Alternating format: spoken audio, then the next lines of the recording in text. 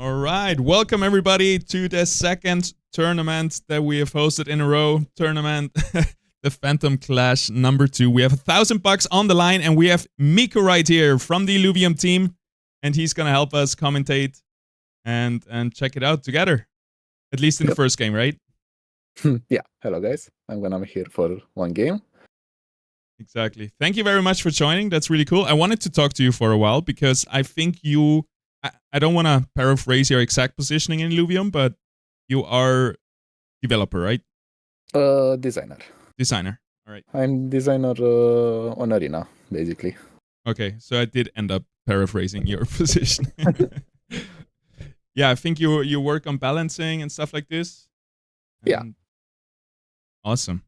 And That's really also cool. some implementations, a bunch of stuff. Amazing. All right, let's see if the players are already in it, and then we can chat a little bit more. Well, it seems like one game has started. Beautiful. See if we find them. So, little information for everybody. We are in the top 16. This started off as top 64 players, 64-player tournament. Now we have narrowed it down to the top 16. And this will be the first qualifier, the last qualifier before the finals, top 8. Who are you watching, Miko? I am watching Witty, and he has just checked. The variants, and all T0s are fire. So we already can expect some fire. Okay, okay. So you play a lot yourself, I would assume, right? Yeah. All day, every day? Pretty much. And also I'm spamming TFT a lot. Yeah. Yeah, were you an ex-pro TFT player? Not really pro but on TFT. I was master for 2 seasons. Oh, nice. Pro, I was at League of Legends and fighting games, Mortal Kombat, Injustice, Dragon Ball Fighters. Oh, wow. That is cool. Yeah, I saw something pro. I couldn't remember which one exactly. Which is crazy to play League of Legends at a high level, like Challenger, I would assume. Yeah. Wow. That is impressive.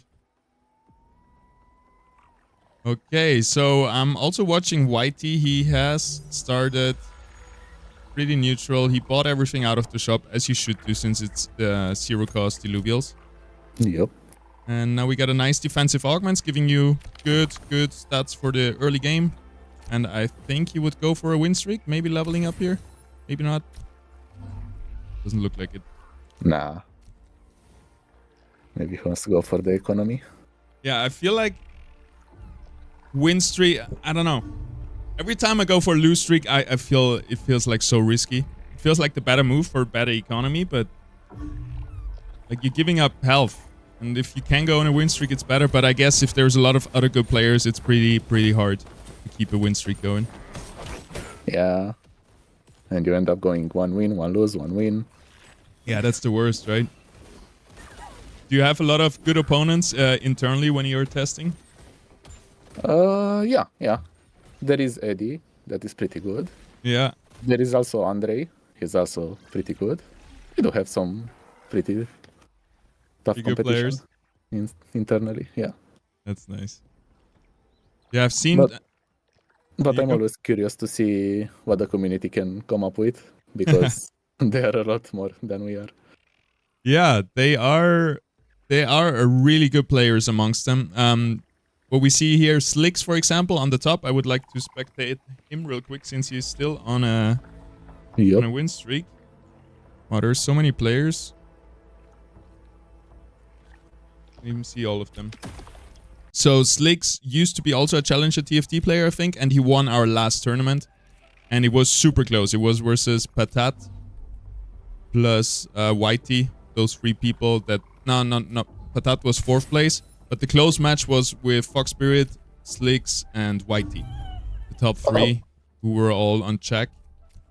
And yeah, I'm really curious to see what he's gonna do. I think his stream quality is also really nice, so we're probably gonna stay a lot of Slicks. Yeah, earlier I heard some people complain about the disconnect, so this is still I would say normal, right? Since we're in open beta, or some are playing testnet and they're like very experimental. Yeah, the team is focusing hard on fixing all these things. Like, regardless of how many balancing changes we do or whatever other things we do, our main focus is stability, performance. Because no matter how good the game is, if there's a critical crash every 30 minutes, you can play it, right? Like, this is the most important thing first. Yep. Yeah, I was always very surprised, or very, I would say surprised when I played the alpha, I guess. The very first build of survival, and there was already a really good reconnect feature. I guess it makes sense since it's single player that it's kind of easier to implement. Yeah. And yeah. Also, going to Gauntlet was a challenge because it includes 8 players. Yeah. Before we only had Survival, which is single player, and Ascendant, which is 1v1. Yeah. Jumping to 8 was a bit of a challenge. Yeah. But it turned out pretty alright. We still have a lot of things to fix. But we're getting there. Maybe you're not allowed to say this, but are all the games running over one server? I was just curious if like the servers on Australia and like European have by default a worse latency or something like that. No, it's the same everywhere. It's something a bit more complicated than this. Okay, it's like something like AWS. Yeah, but I can say that they will get a lot better. Okay. I can't say when, but pretty soon. Yeah. Because with all the leaks that we've had recently, it seems like we might get multiplayer in Sanctum Mesa sooner than later. And then we actually have... Because there cannot be... If there's 10,000 players, there cannot be 10,000 people next to each other, I assume. Yeah. There's gonna have to be like servers and all of that stuff. And different realms or whatever. Instances. Yep. Okay. What's happening? Like we said, win streaking is really hard. Nobody on 100 HP anymore. Do you have a favorite composition that you like to play? Psion Sweet Bulwarks. Ooh, okay. Even I just enjoy mages in every game. In League of Legends, I'm also a mid laner. Everywhere I play, I focus on mages. Nice. Yeah, mages are fun. Except in Elden Ring, a lot of people would disagree there. Where it's just too easy on a mage, but yeah, I'm also playing a lot of mid lane. Zion Empath I like even more than Zion Bulwarks, but Bulwarks seem very strong as well. And I think you have been working a lot on patch B, right? And now also with the testnet, we have the Gauntlet Ranger. And now combining the Gauntlet Ranger with the patch we see on mainnet. Yeah. I didn't have a chance to try it out yet, but I think it's really cool to see the Ranger finally in action. It feels like a lot, like a second job and a second bench, but maybe we have to get used to it. We'll improve it. We are talking a lot about it. What we have on testnet is basically just testing. Yeah, we'll probably do this in the future a lot. Put things on testnet just to test. That's its purpose after all. I think sometimes we take it too seriously. Something on testnet where it feels like, oh, this is just the test before it gets pushed out. But sometimes it's just really a test. All right, we got the PvE round. I'm just gonna quickly swap over to Fox Spirit, see what the other team or that's the other 8-player lobby, how are they doing? And we see Fox Spirit on win streak, 3 wins. Yeah, pretty impressive. I was actually looking at everyone from the second game at win streak or lose streaks, and nobody was over 2. Yeah. So 3 is impressive. It seems here it's a little bit more... also DMTG. Oh, never mind. DMTG just lost. Spirit. All right, let's stay on Fox Spirit for a while then. We don't want to swap too much between lobbies because it's probably confusing as a viewer. And also for us probably. But the next 3 rounds are going to be the finals with the final 8 players anyway. So I think we can afford to just showcase a little bit the players. And then later we can really stick more with the single players and follow along more. Oh my god. Wow, he found Fox the gorilla. Spirit. You know, he has a foe. He has a foe. He's thinking And the about it. Fury. Definitely a better choice than a Ray or a stage 1 monkey.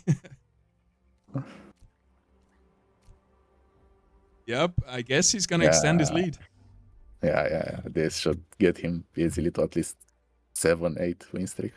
Yeah. And he lost last round. He lost versus a stage 2 Lynx, which I find is usually a super huge power spike. You can see it on the right side, the damage. The Doka is also so strong. One of my favorite units in the early and mid game. Yeah. They feel like almost as tanky as Bulwarks, but just with so much damage potential if they go hyperactive. They got the dips.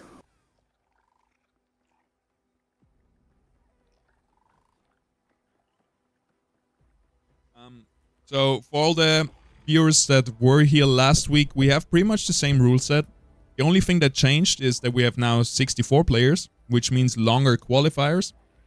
And because of that, we reduced the time of the finals. So what that means is the finals will most likely be 3 rounds. If somebody manages to win 2 rounds, they win the tournament. But it will come down to who wins the 3rd round. So it's a little bit more, I guess, a little bit less skill expression in the finals, just for the sake of not having a too long event. Because right now, with all the complications that come naturally, we're already on 7 hours. Or we're looking at 7 hours when we finish, so yeah, we don't want to steal too much sleep of the people. I mean, to be fair, 7 hours for it was 64 people, right? Yeah. That's not too bad at all. Yeah, it's not bad. I mean, let's see how the... It was a little bit of an oversight, I must admit, that it might have been better with a check system more than 8 points. We can still change it, I guess. Yeah. This is the learning process.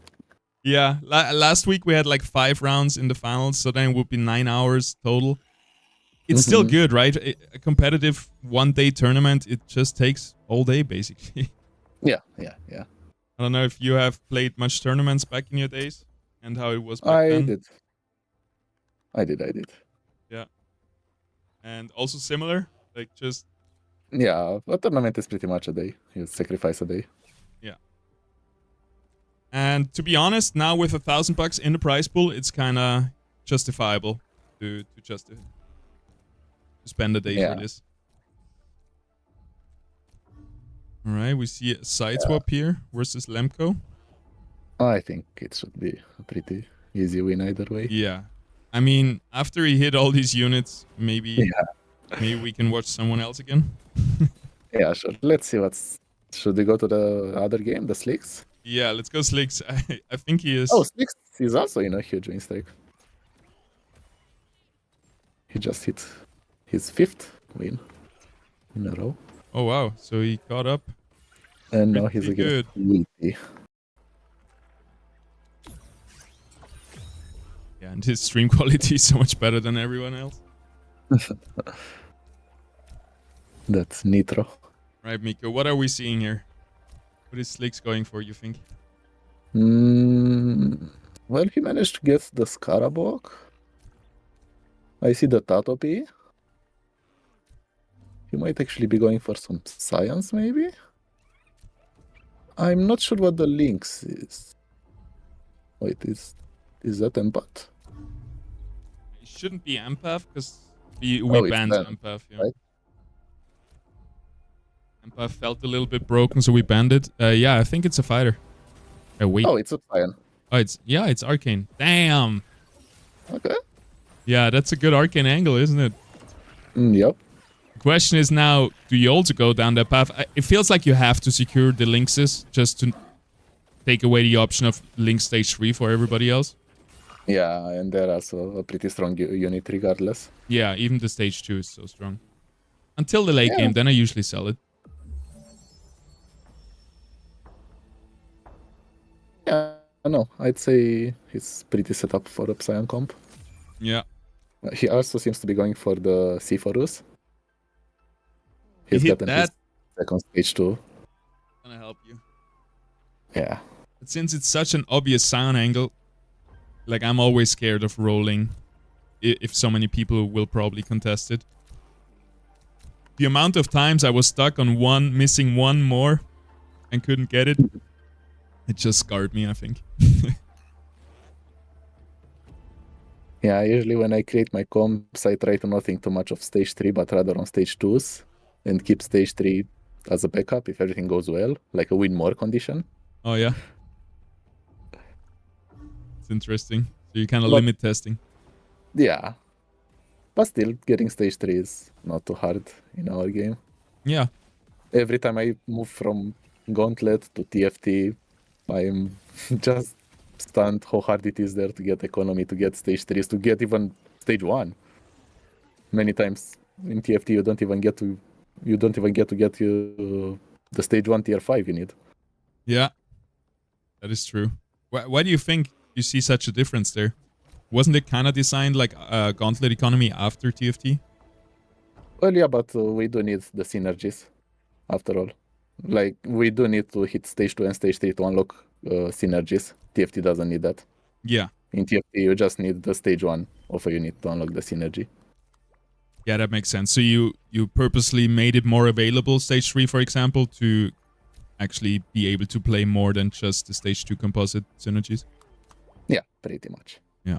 But now we get the Ranger, so hopefully that will also open up a lot. Yeah. I'm really excited to see what comps can come up with a Ranger. Yeah. I had this idea where we could just skip stage 1 on the weapons and just always start with one composite synergy on the weapons with stage 2. But Sounds interesting.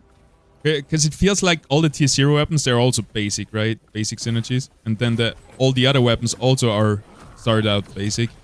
It feels like, yeah, tier 0 is not really worth going for. Okay. Slick's going for a really big win streak. Yep. I mean, he is one of the best players, and he, time and time again, he shows us this. Patat, he's versus Patat right here. I didn't see his team, but usually he likes to go for rogues. It's funny because we're still in open beta, right? Still haven't done all the marketing efforts, so we have a comparable small player base. And you kind of get to know all the players over the weeks. Yeah. It's always a good feeling. Yeah. It's kind of nice too. And then it's the mind game start, right? Yeah. Especially without scouting. This pretty much happens on the high level of most games anyway. Yeah, that makes you sense. end up getting to know the big players. Oh, there it is, the pistol shrimp. Pistol shrimp, a little bit of a spread out positioning against the Flish in the enemy team. Oh, a Tatopi. Get it?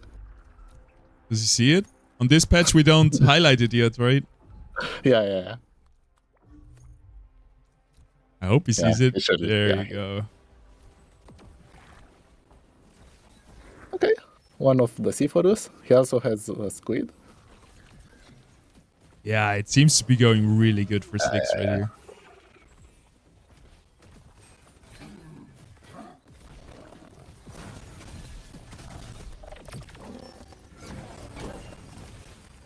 Oh, although this one was a bit close. Yeah, but he got him. There's a lot of players I haven't seen before. There's also a lot of Phantom players. As you know, the tournament is hosted by Phantom, and last week most of the good players couldn't play, so we didn't have anyone in the finals, which made me sad. And today we have good chances. Sage right here, doing well. Oh my god, Sage has a lot of units. Oh, there he is. Already. 2, 4. My, the Flishes. just a Flish army with 8. The thing is, this round here is a qualifier, right? So the top 4 move on, and it's a best of 1 top 4 move on. So it's very different how you play it, right? Yeah. You just need to secure top 4, so you just need to go aggressive and eliminate others and survive. Yeah, you just push the tempo and you should be good. But considering that most other players will do that as well, like maybe that's why we see Sage right here, level 8, usually should be in a very good spot, but he's down to 47 life. Yeah. And yeah, maybe even if you push, if you don't roll the right units, it's gonna be still very hard. Clicks also pushed to level 8. Yeah. They know it. You just gotta survive. And we see Vidi, Whitey right here, one of the best players as well, has won a lot of tournaments in the very bottom, but we saw him go for a lose streak. So I think maybe if you're brave enough and go for a lose streak, it's your best chance of actually securing top 4. Let's see what's his lose streak. Oh, he just won a game. No more lose streak. Okay. But before that, everything is red? 2 red, 1 win, 2 red. Okay. A bit of a tough spot economically. Yeah, especially with a top 4 best of 1 like lose streak, it feels so scary. It's always tough playing against aggressive players because they also force you to be aggressive, otherwise you might be eliminated before you get to get your played game comp. Yeah, that makes sense. Because in my head it was like, oh, if everybody plays aggressive, maybe I want to play it slow. But Yeah, that you can scale. it doesn't really work, right? You have then you wake up with 5 HP weight. I'm not scaling. Yeah. Yeah, I think very soon, if we wanna, especially if we wanna have more players, we might move on to a 2-day tournament, 1-day qualifier, 1-day finals, and then we can really make sure with like double elimination and stuff like this to give the best players the best chances, as it should be. After all, with such a huge prize pool, it is to be expected.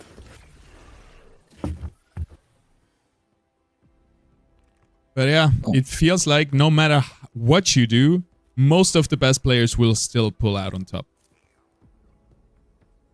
Yeah.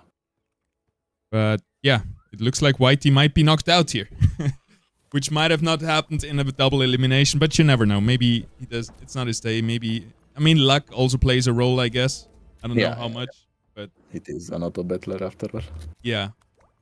I mean, you could say poker might even be more luck, but on the pro level, it's not about luck anymore at all. But I don't know if you can compare it. Yeah, you pretty much make your own luck. That's how I see it. But well, yeah, in the end, if you look at Witty, he hasn't even gotten his stage 2 snail. Yeah. I mean, you can only play the cards you dealt, right? And yeah. Let me swap over to Witty. At the highest level, the most important thing is to know how to pivot. Yeah. I'm always mind blown by watching pro TFT players, how they completely swap from one comp to another in a single round in 30 seconds. That is true. Staying flexible like this, I cannot do it. At one point, I'm like committed and I don't want to think about anything. Yeah. Always like letting the probabilities run in your head. I've played a lot with Viper, and he has a history of pro PCG card gaming, and yeah, the way he thinks, everything is a calculation, which is more likely to succeed. So yeah, that's a whole another level. Yeah, just a game of probability. Yeah, I guess with fighter games and League of Legends, that's not exactly. I mean, it still applies everywhere, right? But yeah, in those they are more mechanic. That's for sure. The mechanics are more important, and in TFT, micromanagement is a lot more important. While in League of Legends, macro management is superior. Yeah. Like micromanagement in TFT, you mean like swapping around your team and scouting? Yeah, and pivoting and yeah. All right, Whitey fighting for his life here, level 8. He has the 4 Scions online, the 2 Empath, 2 Bulwarks. Yeah, I think he's winning this. Yeah, still in it. That squeeze is a bit scary. Yep. Here comes the Octeos cast. Doesn't kill anything. He has the wrong augments as well, doesn't he? Yeah, a bit. I mean, attack speed, fine, but he would really like some Omega power on his Octeos. Yeah, for sure. But he survives. He survives. Still holding on. There are 2 aces. Okay. I never know what to do with our days. He feels strong, but then I don't know. Just not very reliable, I would say. Yeah. Similar to DualF or Sinolf, where it's like a hit or a miss. That's why I love Octius. No matter what he does, he's consistent. He's consistent. Yeah, because Slicks has been picking up all the TNTs. Actually, I'll take a look at Slicks. Oh my god. Slicks augments on... You find the C4s?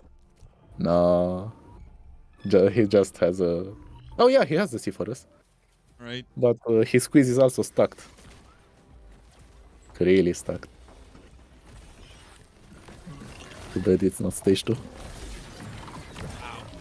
Yeah, he's playing versus Slicks right now. That's too unfortunate. But Octius takes down... You know... No. Good win. Big Alfie cast. Oh, it goes into Flood. C4 is gonna finish it. Oh. Cast. Apparently attack speed is superior. Yeah. Here he comes. Oh no! Oh my god, he's alive. Okay. Wow. I thought so much it's going to be a Tiktalik against Tiktalik.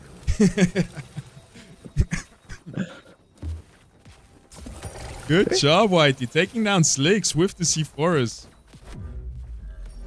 Whitey would love one of those TNTs. Left Granite. Yeah. One. Yeah. And the third Scarabug. I mean, he can still get it. But he's playing here. A Potion with the rogues. And some fighters. Seems like. Let's see. Actually, just a monk here? There's no second fighter? Oh, yeah, no. Oh, he's got a... Is he going for Umbra? He might be going for Umbra. With those items. That would be scary. Yeah, true. Too bad he didn't get Gyro as well. Yeah, it feels like if you're going for rogues, you gotta secure most of the stage 3s. Yeah. To pull off a win at least. But for top 4, it's pretty consistent. It's also the thing that most rogues are tier 1. And they end up being weak late game. Even stage 3. Yeah. Thing, right? Yeah, it's a bit sad at the moment because I'm obviously a big Phantom fan and a big Rampfire fan. That it feels so unavailable because you kind of need Monarch and Phantom stage and Rampfire stage 3 to make it work. Yeah. And also, White is alive. Right? Oh? Now I have a big one. A big one for you. A thing that has been grinding my gears. Okay. You know the Phantom weapon for the Ranger? Yeah. For Phantom? Yeah. Phantom makes your ability crit, but the Phantom weapon has no ability. The weapon is a passive weapon. Like with no active ability. Yeah. It grinds my gears. It feels so bad in my head. Like, nice, we got Phantom. Oh, he can crit now. Oh, he has nothing to crit with. Nice. Yeah, I know. And it's also stage 3 Phantom, so it's like the weapons didn't really make Rampfire any more viable. But yeah, he will come again.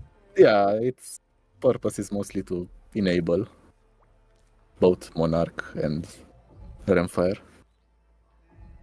Yeah. Alright, versus R-Boots. R-Boots with the complete frontline positioning. He had to bring in a squish just to not block himself, it seems like. Huh. Squish with the augment that he wished he had on Octius. But Octius has now stacking Omega power, so that could be good. Oh my god. You're looking at the Furiox? Pangolin survived, yeah. That's so lucky. Just to die. Right. Sage got knocked out now. Oh. That's a pity, but I'm kind of rooting for Whitey here. Making the comeback happen. No, I think that bet is crazy. Yeah, hyperactive. And that would be sick. One more cast. Nah.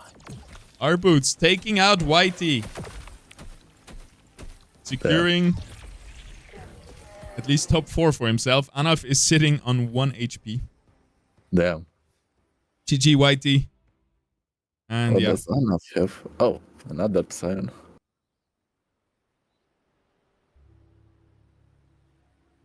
Right, who we watching? I'm on Anaf. Enough. 1 HP. We gotta give him. I want to see if he can pull this off. Yeah.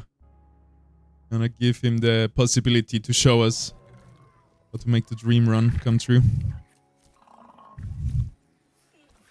Talking about comebacks, have you watched boxing yesterday? Yeah, I did. Mike Tyson versus... Yeah, I expected a bit more action, but well, Yeah, it was to be expected. I feel it. Like I feel like in my head, this built up like this Mike Tyson image, like from back in the days. He built up to something that a 58-year-old just cannot come through on. Like, he cannot deliver all that hype that built up in all the people's minds. I feel like every round I was thinking, okay, he's just saving his energy. He's going to go beast mode on next round. And then another round comes. Okay, next round, surely he will go. It never happened. And then final round. Okay, this is the final round. Surely he will go beast mode this one. Yeah. He doesn't have to save his energy for anything anymore. But nope. Nope. Yeah, really the first round he had a few hits and that was it. The fight was over. But yeah, people seem to forget he's 58. Yeah. And this is super exhausting. Even the 27-year-old was just like very sweaty, very exhausted. Like I was feeling bad for him. I was hoping he wouldn't. He went easy on him, I think, and I think it's just fair. Like, just don't knock him out. Come on, he's 6 years old. All right, can Anaf do? I don't have a segue from Mike Tyson now to TFT back, but would have been a good opportunity.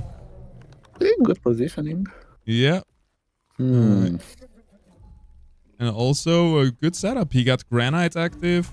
Oh, but Arbutz has the big bear. Ooh, a choke. Yeah. Cool.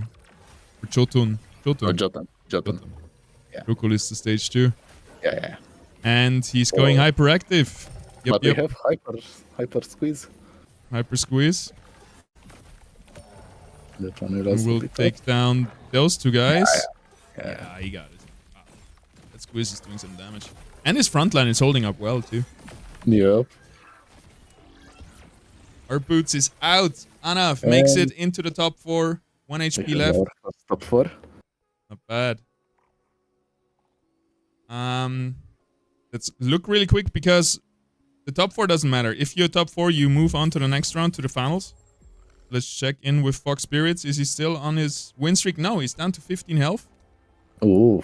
We have a very different game over here. And yeah, congratulations to all the top 4. As soon as we know the top 4 here, we could stop both matches and start the finals. If you have a little bit more time, if you wanted to watch the final game together, feel free. Sweet.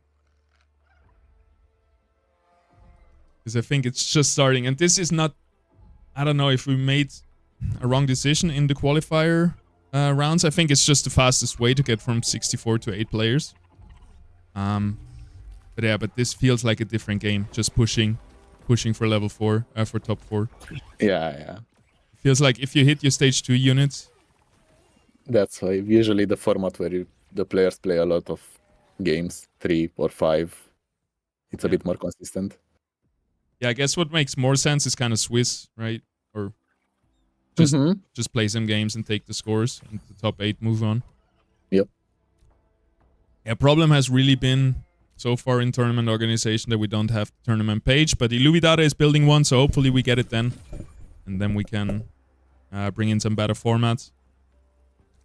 But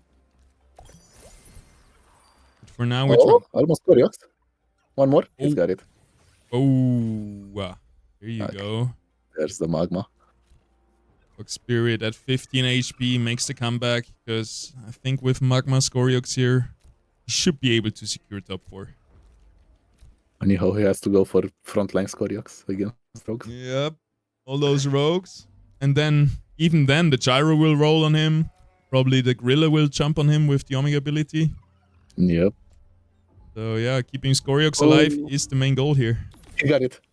He got the Oh Malura my god. in the last second. Wow. Okay, he's pretty stacked. Yeah. You got Bloom, Malura, Templar. Got it And all. he also has a pretty good late game angle. If he gets Phosphorus with Arcanite, that would be insane. That would be a win, I would think, but... Oh? Nah, I think Scoriox, he's fine. Nah. the Vanguard's really helping him too, having those tanks that come in a little bit later. Once the bulwarks are dead. And Malura also has the augment that reduces attack speed. That's also huge. Yeah. Is it already the top 4?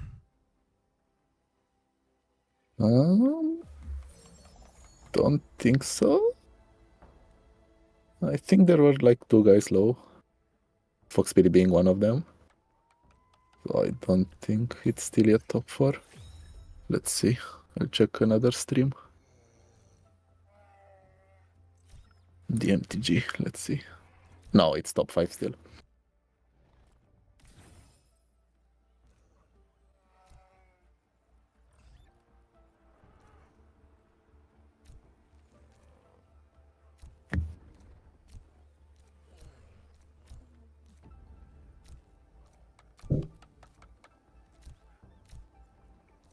Alright, I'm watching Fox Spirit. But I think... Wow, he's versus Berserkers though. Yeah, but he should win this. Yeah, definitely. Like, he cannot assassinate the rogues with his Berserkers, because there's a Malura, right? He should completely stat check. He has 2 stage 3s. Yeah. Oh, well, never mind. Wait, yeah. DMTG got Gnarl. Yep. That will make a difference. No Colossus active. He's missing a few Kara Blues, but... Nope. The Ryplans starts going through his fighters. Rukul dead on the forest. Also dead. Oh. Scoriox do enough damage. Scoriox still stuck on the Gnarl with the stacking physical resistance. Yeah, that augment is crazy. But now he's standing next to the Ryplans. So there's the AoE damage coming in from the Ryplans. From the Scoriox. I think he's got this. Yeah. I mean, Malura was still full HP with Bloom stacked. Yeah. Even if Scoriox was dying. Beautiful. There are so many people low HP. Yeah. That's what you love to see, though. The last 5 people all fighting to not be eliminated next. It's like kind of getting in the money in a poker tournament. Like nobody wants to be the next one out. And yes, Fox Spirit right here is fighting Brian the Brave, who has a lot of HP. So he has more than 1 life still. Yeah, and Brian also doesn't have any backline access. Yeah, I think he's gonna win. Will melt. This is where Pistol Shrimp shines. Trying to watch Holo right here. He is... Wow, the screen quality is bad. He's versus DMTG.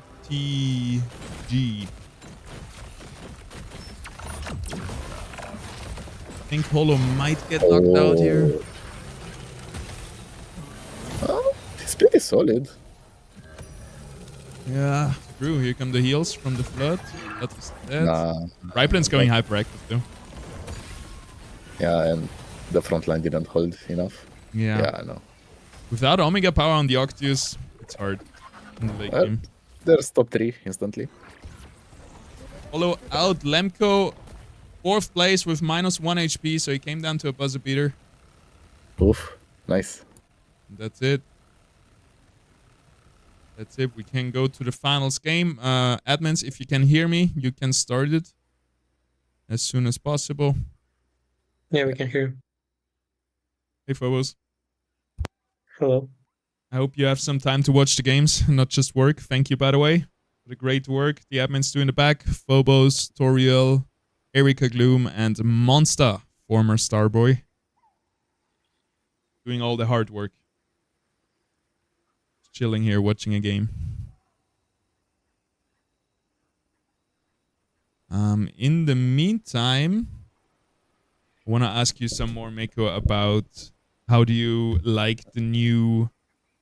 I think you were an adversary of patch B.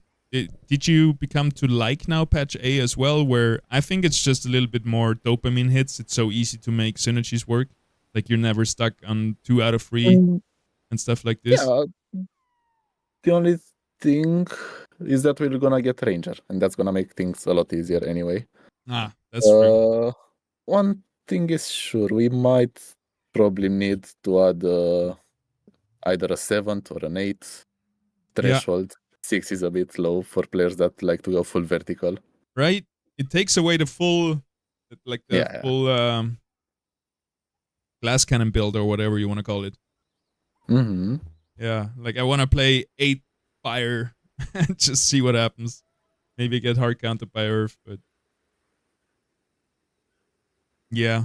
I like the aim with patch B was to make things more streamlined with multipliers, basically more similar to TFT, because TFT is also how it does. Yeah. On TFT, the unit has a set amount of power at stage 1, and then at stage 2, it simply multiplies that power by 1.5, and then at stage 3, it multiplies it again. Yeah. By another number. Yeah, that makes sense. I feel like it could do with like a middle ground where going back to the 2 out of 3 or 2 out of 2 synergies. We see it in TFT as well, right? Some stuff is activated with 1 out of 1 in the synergy. Some needs 3, some needs 2. Yeah. They have a lot of variety. Yeah. Some of them activate up 2, some of them are straight up 1, 2, 3, 4. Yeah. Yeah. That's why we're doing a lot of experimenting to see what is the sweet spot for us. Yeah. Are you happy with the weapon system compared to the bonding as it used to be? Is it just more reasonable? Yeah, I like it more. Because it takes away a lot of accessibility for a lot of compositions you would like to go for, but I guess from your guys' perspective, it's just necessary to balance stuff and so on. Yeah, and also it fits better with the auto battler style. Yeah. Altogether, we just have to find a way for it to make it easy to understand. Yeah.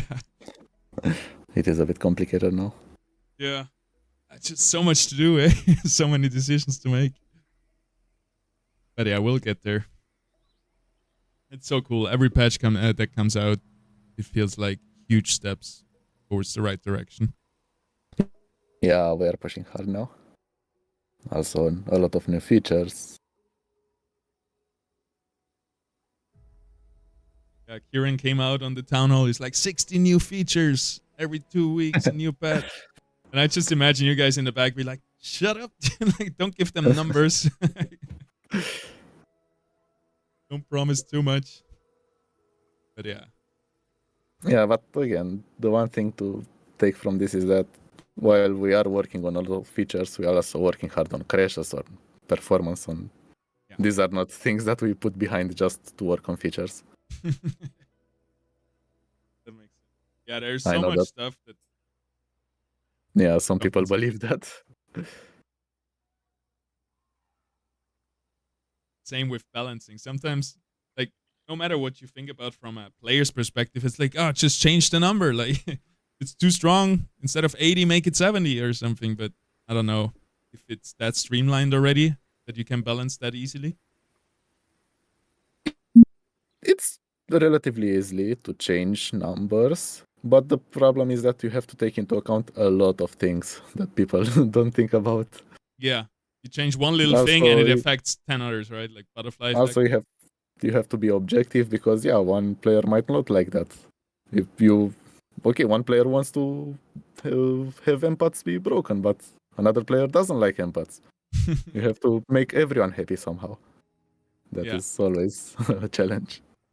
Yeah, I think a big point discussed in the community is corner positioning. And probably I mean, a lot of people, it's obviously a little bit overpowered, but I like play it. I don't know why. Maybe I just like overpowered stuff, but yeah. I think it's fun. Yeah, we are also testing a lot of stuff to open up more possibilities to counter corner comps. But corner comps are not really a problem. They just need to have a proper counter. Yeah, that's the thing, right? Like once After you all, have, we have a lot lower number of ranged carries than other auto battlers have. In TFT, you have so many ranged carries. that's what I realized the other day. We almost have none of them, right? Because we have the fighter, we have the rogues, and we have the mages, but we don't have the ADCs. Kind of. The only one is really Scoriox. Yeah. And I guess Artes before he flies. I guess. Yeah. Gyro is also one, but they are more like pseudo ranged carries. Yeah, you could also count Fur Knight in a way. Yeah. Fur Knight can But go that's the crazy. thing. While corner comps are strong, there's also the other side of the coin where we actually don't have that many ranged carries. Yep. I feel like once we get Rampfire enabled, everything will be alright. Yeah. You can counter the corner positioning pretty good. The problem with Rampfire is that it's tier 5 and you need it stage 3. Yeah. And that's achievable. It's pretty achievable if other players are not going for it. But still, it will take you a lot to get there. You have to survive 20-25 rounds before that. Yeah, that is true. All right, let us see who is in the grand finals. We got Brian the Brave, Patat, DMTG, Fox Spirit, Lemko, Slicks, and last but not least, his name again, Anaf. Pre-stacked lobby, very similar to last week. Just Whitey missing. Poor him. I'm always chuckling at this guy, Anaf. Anaf is pretty much the organization that takes care of taxes in Romania. Yeah. That is funny. You think that's why he named himself that? You think he works there or is like a joke? I don't know. Hey, maybe he's a fan. Who doesn't like paying taxes? Yeah, true. Especially in crypto. Mm-hmm. We're just waiting for the last players to join, and then we're gonna get going with the first round of the finals. Finals today will have a little bit of a different rule set. Last time, the rule set was get to 14 points. That enables check, and then after that, you win another game, you win the tournament. This time, we're gonna have check at 8 points, which means if you win the first round and the second round, you win the tournament outright. And what's most likely gonna happen is in the third round, a lot of people have check, and it just, whoever wins the third round wins the tournament. It's a little bit less player agency and skill expression, but we're saving an hour on tournament time, and we wanted to try out this. And you still have a lot of agency for places 2 to 8, right? You still have to place consistently high in those 3 games to have a good placement to secure second place or whatever. But I can see the point where like winning the thing is a little bit less player agency because it's just whoever gets lucky in the third game. What do you think about that, Mako? Yeah, no, it sounds good. But yeah, I much rather prefer a system with a lot more games. Yeah, more games. Because after all, even good players like Slicks can have some bad games. All right. Let's do it like this. Since the play-ins are already very, very short and a little bit RNG, I can't read. Oh wait, I'm gonna ask the players what they want.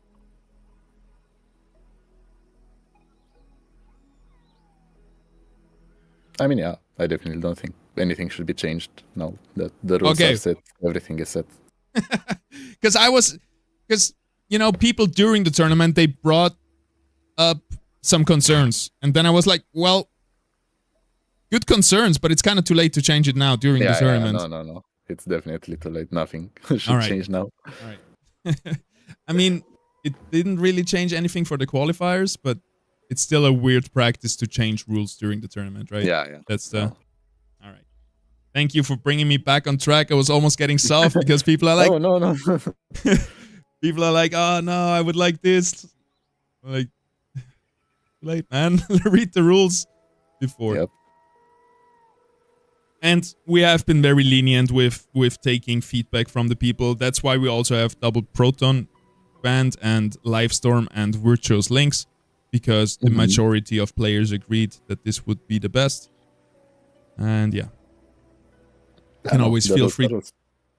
There are many tournaments that are single elimination when the players might want them to be double, but these are the rules. You can't do anything. Yeah. You can just give feedback and maybe next one. Yeah, definitely give feedback. We're gonna consider it. And as I said, it's either gonna be a 12-hour tournament, which would be fine for me, but there's also like 5 people working in the back. And yeah, maybe some players, well, if you want to play competitive tournaments, I guess you just gotta reserve, like you just gotta sacrifice a day in the weekend. It's just how it is, right, Miko? Well, yeah. And after all, you sacrifice that much time only if you end up winning.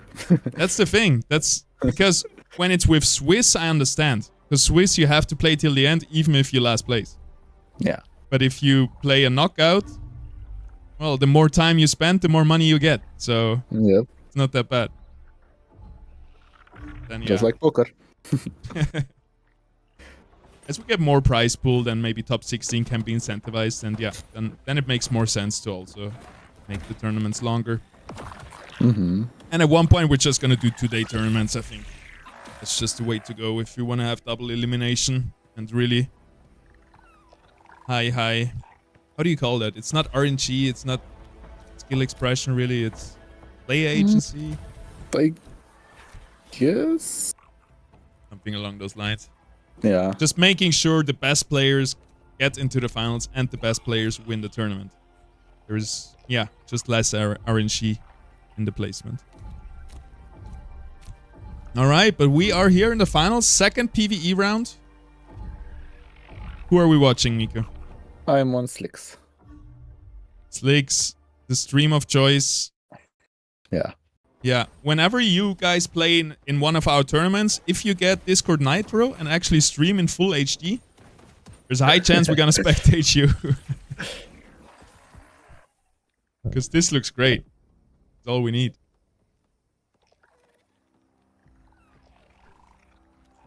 Did you see what's the links of the game? Nope. I was trying to catch it. Oh. Yeah, Karaziv. Definitely.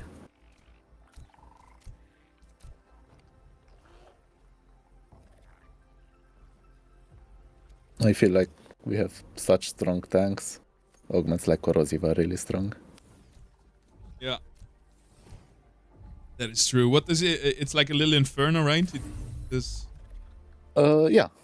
Basically, the limited range inferno. Yeah. It does 1% health per second. And then, doesn't it also have a second effect? I think since the last patch, regenerating health or something? Maybe I mixed it up. I'm not sure about that. It's similar for you, right? Where you play on so many different versions all the time. Yeah. It's hard to keep track.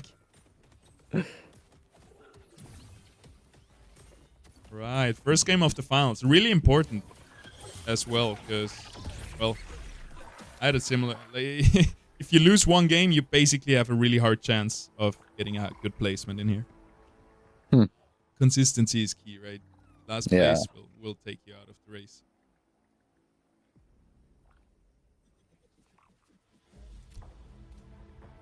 And somebody said, oh, you can be 2 times 4th place and then you're already in check and you need to win one more. I think two times 4th place is top 4 is not that bad.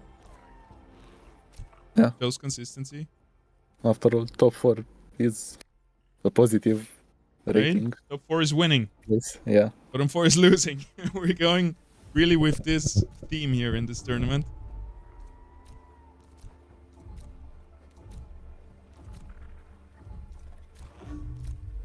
What augment do we have on the enemy?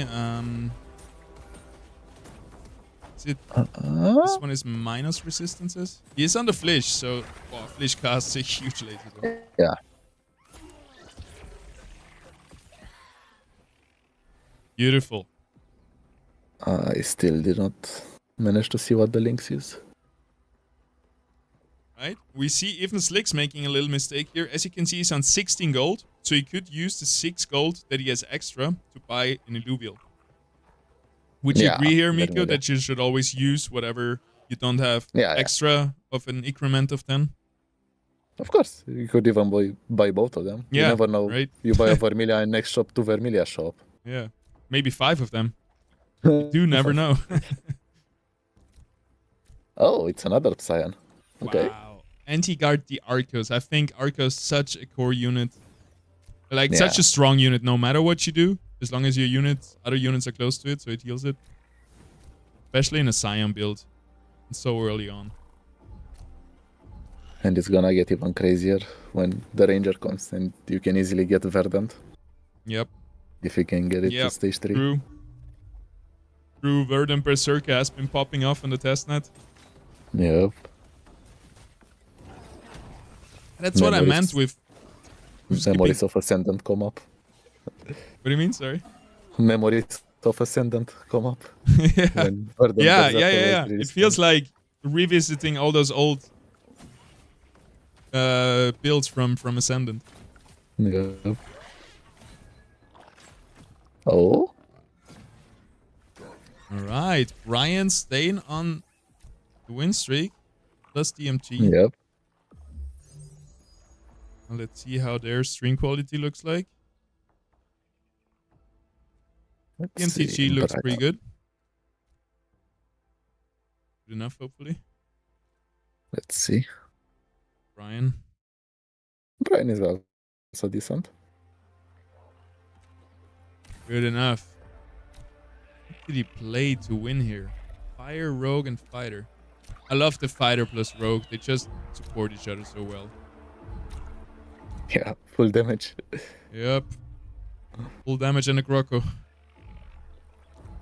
It's like a good movie title. Yeah, my only concern with the Ranger was that all those stage 3 composite synergies will still not be available. So that's why I thought instead of always having to roll for 9 and stuff, just skip the stage 1. Start with stage 2. You just need 3 copies to get stage 3. But yeah, then you have to balance a lot for it. Yeah. We'll experiment a lot. We'll see where the middle ground is. Because like you said, at this point it's all about making it a bit more easier to understand, straightforward. Yep. We want to make it easy to understand from the very first game. Yeah. And from the very first game, people have troubles with just TFT. But this is another layer to it. Yeah, I'm really curious how you guys gonna pull it off. And I've mentioned this a lot. I've built up so much trust to the team because you guys always have delivered great stuff, I think, and are really hardworking people and everything. And I know how some players are like complaining too much or hating too much because they're so close to the development side of things where they cannot see the bigger picture. And when something impacts them a bit negatively, everything is shit instead of seeing, oh, this had to be done this way because it helps us in the long run fix crashes or whatever it is. Thank you. You guys will do it. Fine. Because even people that are negative, after all, they are passionate. Yeah. They are negative because they love the game. So that's also understandable. Yeah. Yeah, it was fun earlier when I invited you to the chat and then the players come out of the game. It's like, fuck this shit, I disconnected. Chill, don't flame so much. But it's true, like you can, Yeah. No. As long as you're able to not take it personal. No. It's fine.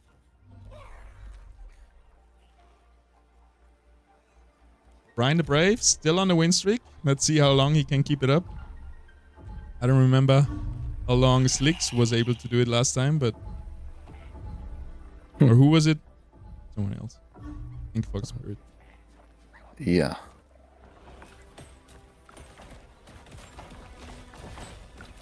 Monk here is on his main carry with the 2 augments, which are gonna be disappearing once he dies.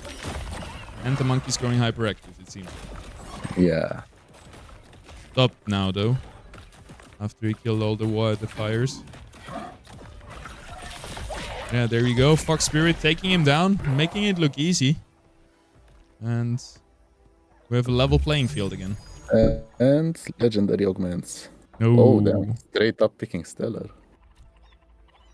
Stellar Devourer.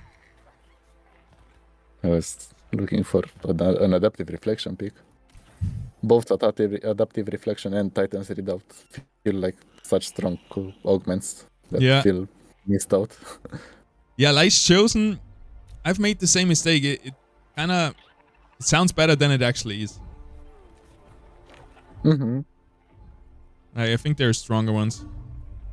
I really want to join back to Slicks, enjoy the good graphics, and see what he picked for his legendary Meteoric Onslaught, a classic. Yeah. It's just so consistently good in any situation. Yep. Except right here, when one Flish Laser could rule it all, and the Doka is here to finish it, but no.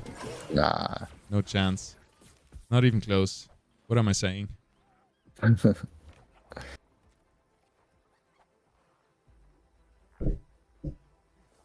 Right, so far, so good. I don't think there is a clear favorite yet. Well, I would say Slicks is a big favorite just because of all the stage 2 units he was already able to find. Yeah, but Fox Spirit is also holding pretty good. Yeah, let's check him out for a second. Also, I'm impressed by Fox Spirit how much he has climbed through the rating. Yeah, right? He is rank 1 on the leaderboard, I think. Yeah, and with a crazy score. Yeah. And he has not the most games played on the leaderboard, which has been the main factor in the beginning since it was static. Mm-hmm. But yeah, definitely a very skilled player who has grinded a lot, but also played really good. Good average placement, good win percentage. And it must feel good rocking that. What is it called? I think Obelisk rank or whatever. I don't know. It's above diamond. Oh, yeah. Pretty cool. But I think he might lose this. Yeah, never mind. Nah. Blinks cleans it up. I like that he shows us the damage. Hyperactive Fighter is just the most devastating thing in this game, I think. Yeah. Like, every time a bear or a monkey goes hyper or a scorpion, you're gonna hit hard.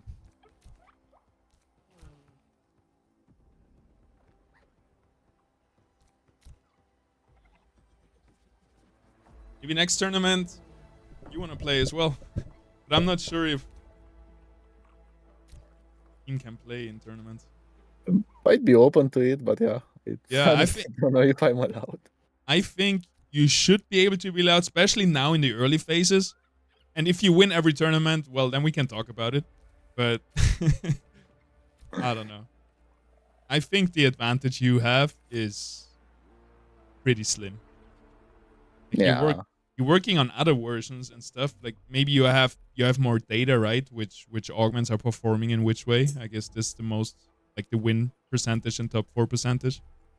Yeah, the but biggest upside. On the other side, I don't really have time to play. Other than that's true. Feels more like Kieran and stuff, where you just are happy to have. Sorry, I didn't want to offend you here and compare your gaming skills with Kieran.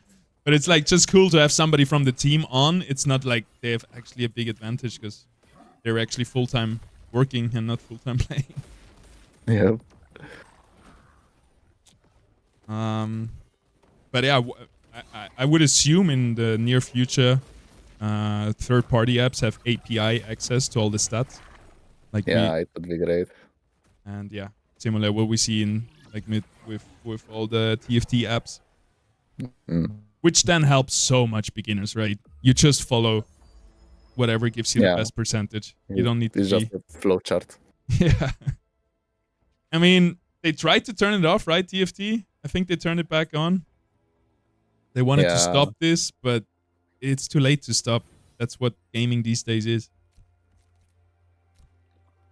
Like a few people figure it out and the others just look up guides and check out what's most effective. Yep. The days are over. Yeah. I remember... When you have to find things yourself. Yeah. Sometimes I do it. Sometimes I check nothing about the game and then really just see what happens. Oh my god, Fox Spirit has gotten a foe. Yep. Already the legendary augment on it. Sounds like you have some unresolved trauma against foes. I do too, by the way. They can get ridiculous.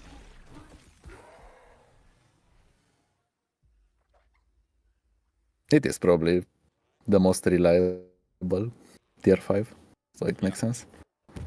Definitely. I still remember the Ascendant days. Bloom, Brickionite, Phosphorus. That was great. Yeah.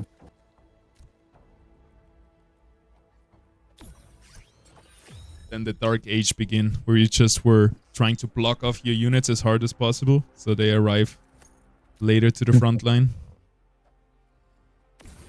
Oh my god, stage 2. Wow. Okay. Twine. In round 13. Yeah, that's nutty. Okay, full pivot into the full fighter build. All his fighters in the back line to keep them safe. Make sure everybody attacks the Twine. Move up his heal a bit, yep. And he's still level 6. That is pretty crazy. As a level 6, he has a stage 2 tier 5. He got the forest with level 6 and 60 gold. What the hell? 5% chance to get a tier 5. And one of the main reasons we changed to you can win the tournament with 2 wins in the finals is because Fox Spirit last week did this. He won the first and the second game, and then he went 8th place in the third game. Yeah. And that screwed him over, and it felt like if you win 2 games in the finals, it should be yours. Yeah, that's true. We'll see if he can do it again.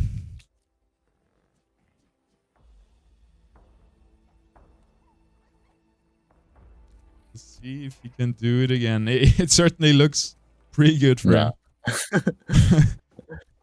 Patat, like I said, he loves his rogues, and usually there's not so many contestants for rogues. It feels like Scions and fighters are definitely the best builds at the moment.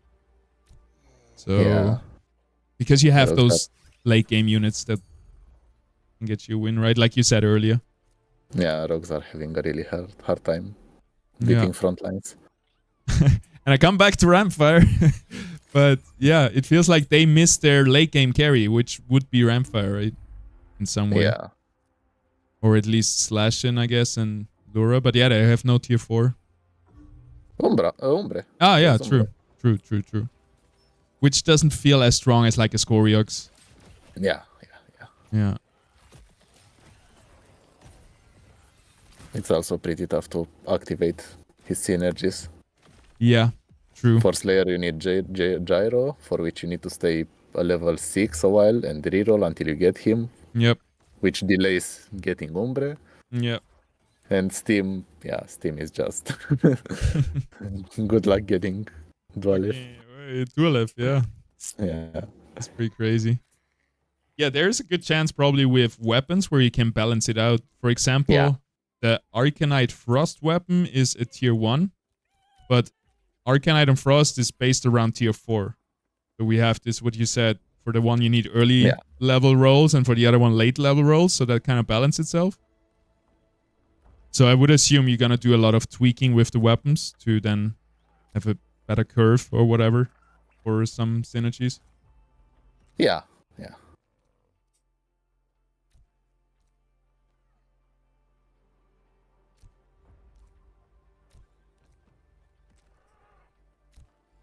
Alright, I'm still on Fox Spirit. He's playing against Lemko right here. Who has a stage 3? Grilla?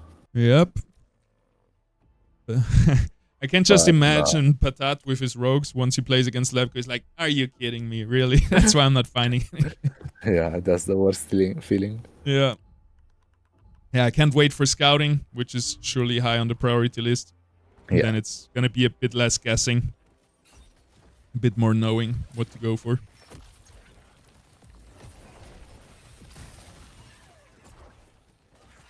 And with the forest here, not having many troubles.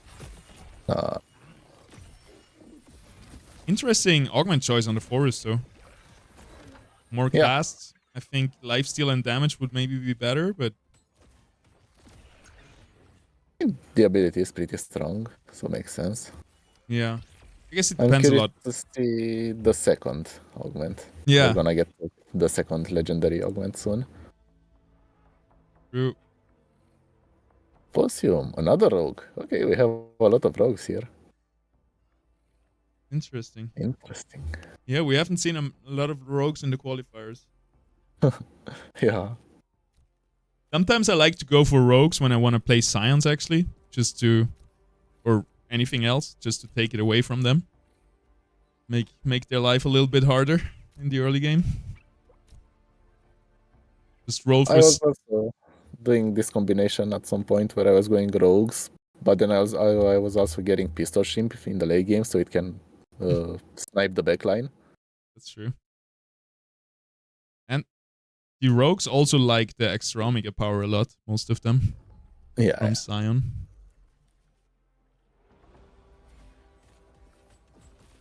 Oof, that Revo got assassinated. Wow. Seeing a Revo die before he cast the first time. And he also had 2 augments. Yeah. Otherwise, he wouldn't have looked too bad for him, maybe. Does he have dust online? No, just a wink. Okay. Yeah. Wouldn't have changed too much then, I guess. Okay, legendary augments. Let's see. I'm really curious what Fox Spirit. Oh, wait, it's after this one. Yeah. Fun. I'm really curious to see what Fox Spirit takes. Yeah. I mean, people have been saying that it's a bit too polarizing, right? You either find the perfect legendary or you don't, and you win or you lose. But you cannot deny it's pretty exciting. Like every time a legendary augment round comes up, you're like, ooh, what am I gonna get? Yeah. This loot box feeling. And that's the point after all, to adapt. Yeah. To what the game gives you. I guess they just need a bit more balance where they feel like of a similar power level. Yeah. And you don't feel like, oh, I found 3 useless ones. Yeah. Or people need more experience to know how to play them. Nah, balance is also needed, that's for sure. Yeah.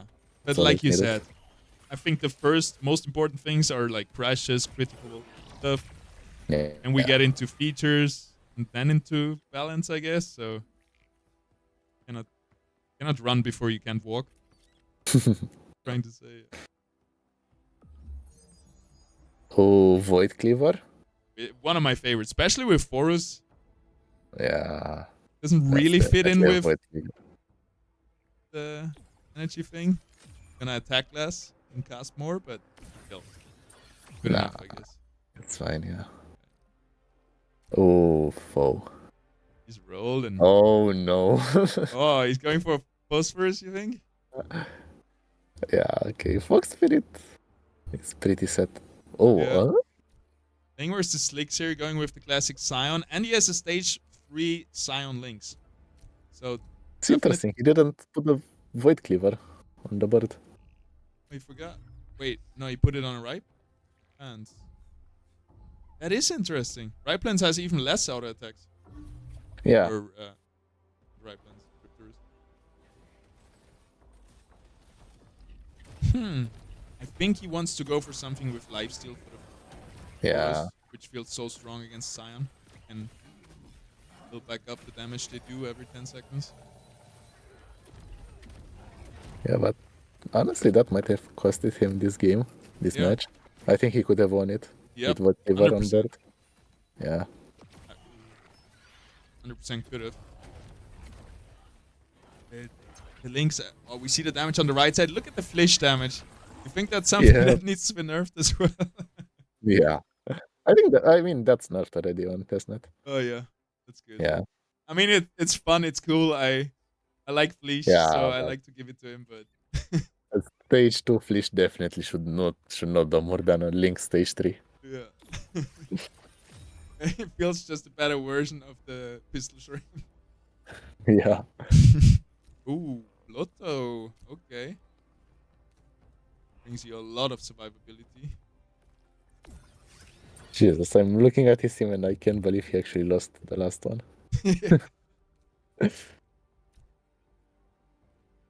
Tough. Scions are one of the best teams. Yeah. But actually, in our last tournament, the last winner, like the winning deck was not Scion. It was Scoriox with fighters. Mm-hmm. Yeah, Scoriox is also really solid.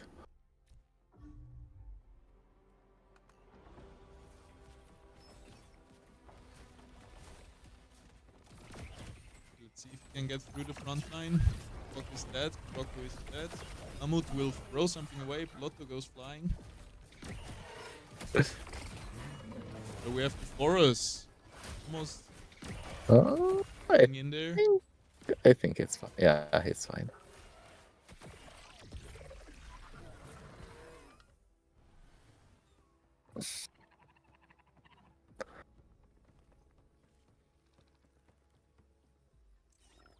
We'll see if it pays off in the long run. Gets a good augment for the Forest.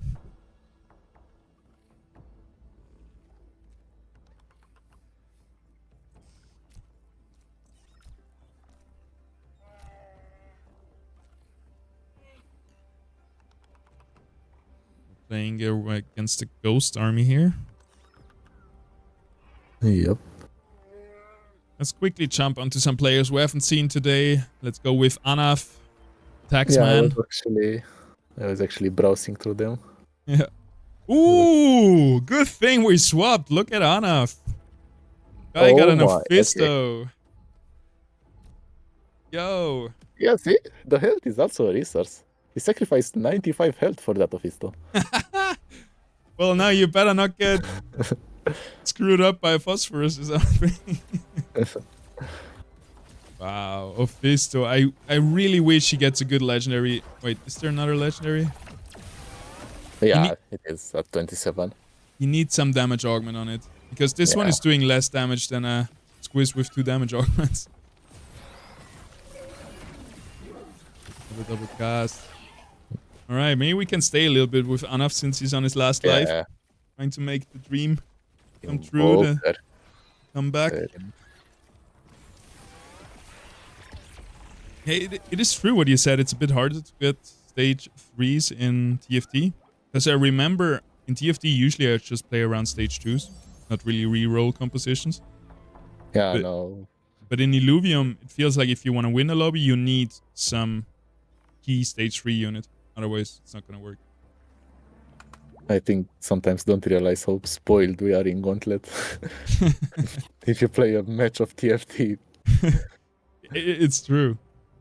And also with the synergies right now, anything you put on the board, boom, you have a new composition. Yeah. Yeah, but I guess it's good that it's easy to play, right? Yeah. And easy to play, hard to master. You get dopamine hits very often. Yeah. Yeah, there it is. Psion Bulwarks. Ion Bulwarks. You said it. Love to see it. Plus 1 empath. Feels like you need that flood. Yeah, it's really beefy. Yeah. Good tank. Good heal. Nice spread. Everybody has a bit of damage, so everybody gets some heals. Yep. And Ophisto. Oh, it must feel so good once you hit that Ophisto. Yes, I have a chance.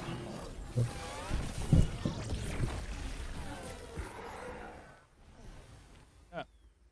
Remember, guys, we're in the finals, so every positioning counts. It's not about top 4 or bottom 4.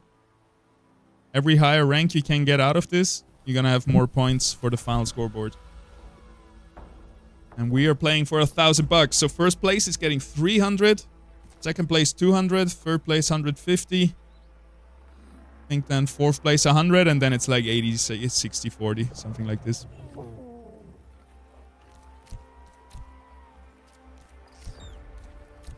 Oh, his positioning for this round.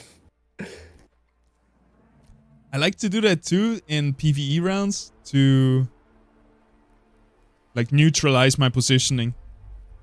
Oh, yeah, that makes sense. Yeah. I've seen people who swap out like their core units for weak units, so they look weaker after PvE round. Mm-hmm. Yeah, they've caught me off guard with that. I didn't watch the bench.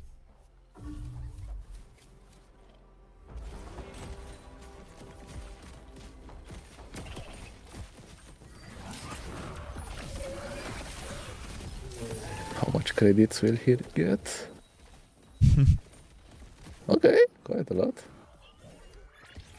2 more rounds. He needs a second augment on the Dophisto. Yeah.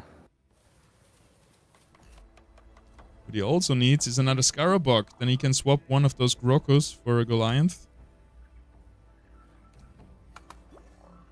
But I guess he likes his affinities. Pretty spread out with air, water, and earth.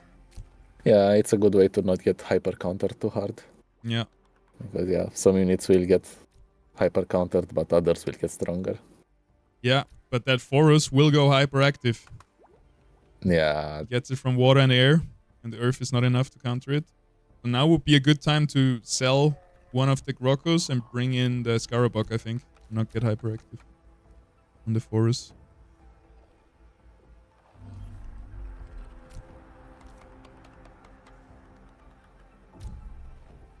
Interesting positioning.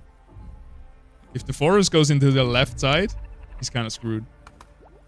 Yeah. The Mammoth might throw it. Okay, let's see. There it is. Let's see it. Oh, it doesn't have augments. Okay, the Mammoth is targeting it.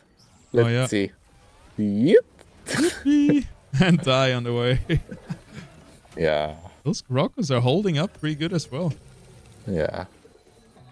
They're also pretty tough for a tier 0. Could never play a Groko this late into the game. Get me anxious that I'm missing out. Oh no. It's actually pretty close. Nah. Is he actually losing? 2 casts here? Boom. Oh, he got stunned. He got stunned. Ooh. Oh no. Nice down. Oh One my more? god. Oh, what? Off. Oh, that is rough. Yeah. Really rough. That was like 10 HP. I thought he had it with that last cast, killed both of them. See, again, he placed the augment, Temporal Frenzy, on the Pistol Shimp. If he placed it on a Fisto, maybe it would have been different. Yeah. It's tricky. It's also weird to hold on augments, to wait for the best augments. Yeah. But I guess since he was down to 6 HP, he should have really brought the best board. And if you find an Ophisto, give it 2 augments.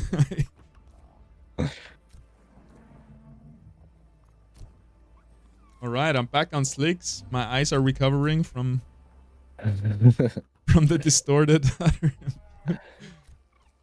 What do we have here? He is playing interesting. Dust with science. Dust with science. Yeah, that's definitely quite unique. Yeah. I like to play it into the mid game because I just want to take away dust from other players if I play science. But at one point it feels like you have to let him go. Rebel died instantly. Legendary augment gone with him. Everything is dying pretty fast. Yep. Even the Goliath. And the best unit here, the Lynx, doesn't have good augments, but still performing. Yeah, that Another cast. Ooh. This one was not Nope. that good of an angle. Oh, okay. Is this enough damage? No, it's not. Wow. So Slick's down to his last life as well. And we have our first top 4. Top 4, beautiful. Ryan the Brave, Patat coming back with his rogues. You can see him right here. He's actually mixing in some Tempest. Interesting build. Yep. And some Shock as well, I would assume. They're in the backline behind the Cuculus. No, that's a Chukundi. No Shock. No, just Tempest and Dust. With Revenant Predator. Pretty solid. Zelda Revo bring the Furiox with the perfect augment for him, no? Yeah. Yeah. Gonna do you so much better.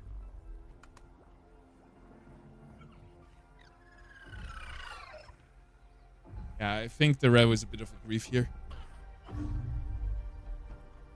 Because it can be quite deceiving, I think. It looks like it's always very high in the damage. So it looks like one of your core units.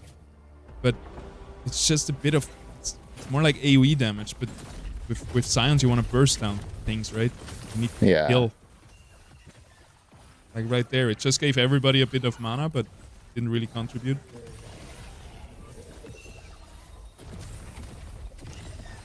Looking pretty good, though, if the Lynx can get a nice cast. Oh, but... Nah. Not enough. Sticks will be out in 4th position. And yeah, we have the underdogs coming up. Brian the Brave and Patat. Especially Actually, Brian. Has not been in the I want to finals see yet. what Brian is playing. Yeah, let's check out Brian. Templar. Oh, he actually has the red panda stacked up. Ooh, Lace Knight. Lace chosen. Hello. Yeah. Hello, and he's trying to go for a Chukul.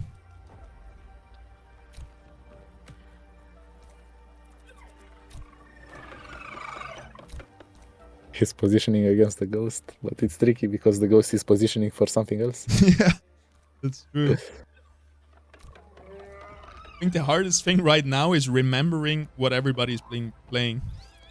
Because many times I'm like in the top 2, so just playing against one guy, and the augment round comes up and I don't even know what he's playing.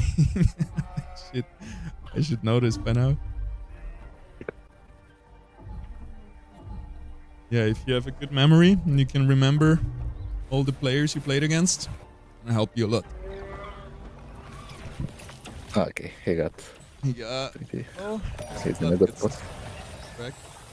Now let's see if Fox Spirit can pull this off with 1 HP. True. You're actually not in trouble. Let's see. Yeah, he's winning. Okay, it's gonna be really close. Phosphorus, for real? Cool. And the right plants. Yeah. He found it all. At 1 HP. Yep.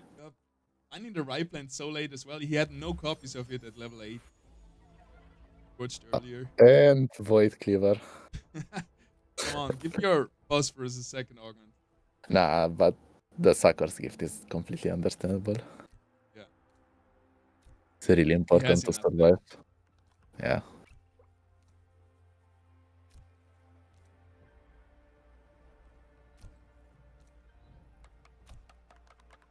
Sucker's Gift, the augment he chose, gives all your units, I think, 12 seconds of Indomitable. Yeah. 12 seconds, nobody dies. I mean, none of the 4 units that have it. Yeah. But they can be reduced to 1 HP or whatever it is. Right? Yeah. But still, it's really strong because you can put it on squishy units, on units that usually die in the first 3 seconds of the fight. Yeah. They just become suddenly giga tanks. Yeah. They survive 6,000 damage out of nowhere. Yeah, it's crazy. And it's so annoying to play against. Like, at 6 seconds, they're would be dead. Then, you know, face the longest 6 seconds of your life.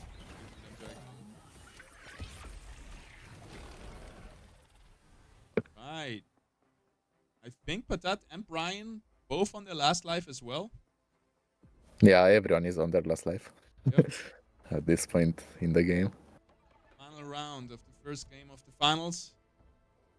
Now the question is, who will lose harder? Yeah. because they are pretty much equal in health. Fox Spirit should beat them both with the Phosphorus. Yep. So Fox Spirit is facing Brian, and Patate is facing Brian's Ghost. Okay, so if Brian loses against both, then there would still be 2 people in. Yeah.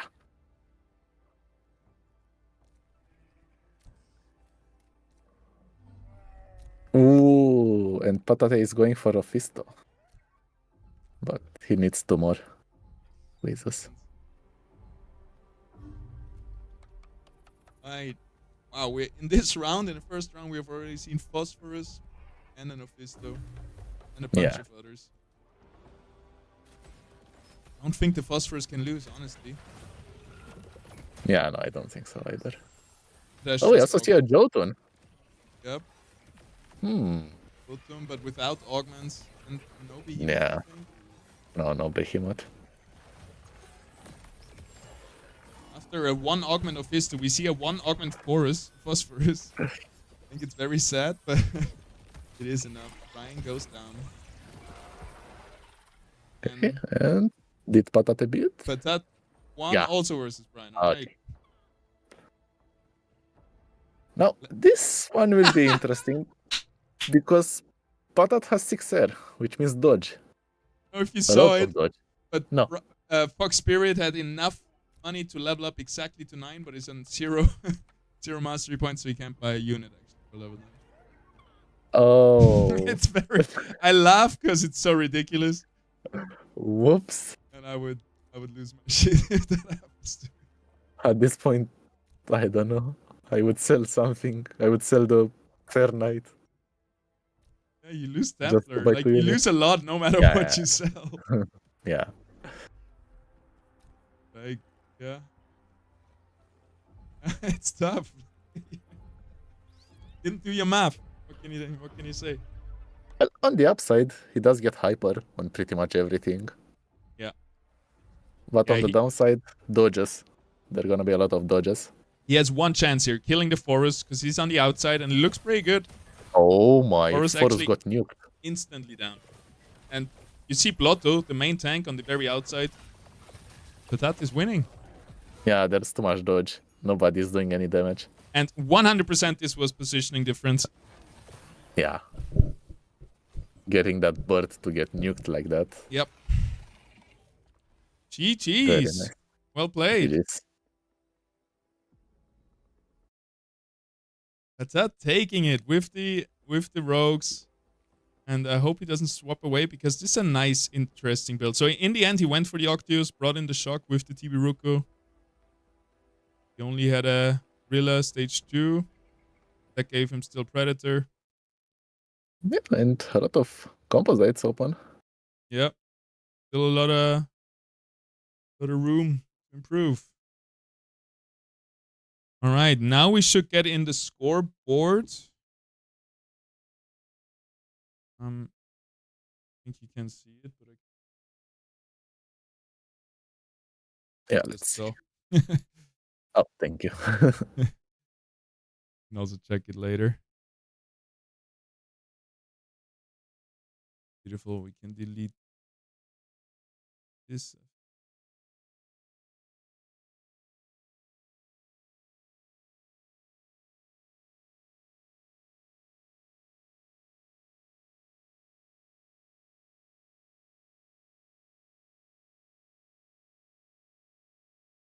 Yep. So now we have Patat on check. He needs to win 1 more lobby to win the whole tournament. Everybody else needs at least 1 more game to get in check. So everybody else needs 2 more games to win the lobby. Oh, that's easy. Just win 1 more game. Yeah, just do another one. The problem is everybody will be out for blood and trying to take down Patat. So it's going to be extremely hard for him to win this. Yeah. But we don't have scouting yet. So it's not as easy as it could be with scouting where everybody's just going to check his board and buy exactly what he's buying. Oh, they probably created a Discord channel already. The 7 of them. Plotting against Patat. I hope not. That's illegal. But it's pretty obvious. So yeah. Miko, great to have you. You're very happy to stay, by the way, and watch some more. It feels like you have to work, but you also kind of you invested now in the finals. So I don't want. Oh yeah. I don't want to hold you up, but yeah. I mean, if you don't have anyone else. Not really. And if we have someone else, we can bring them up. I watched a lot of TFT common tournaments and live streams, and they usually have like 3 people. Yeah. So because would be alright. There are a lot of things to catch. Yeah. And 2 people might not be able to catch all of them.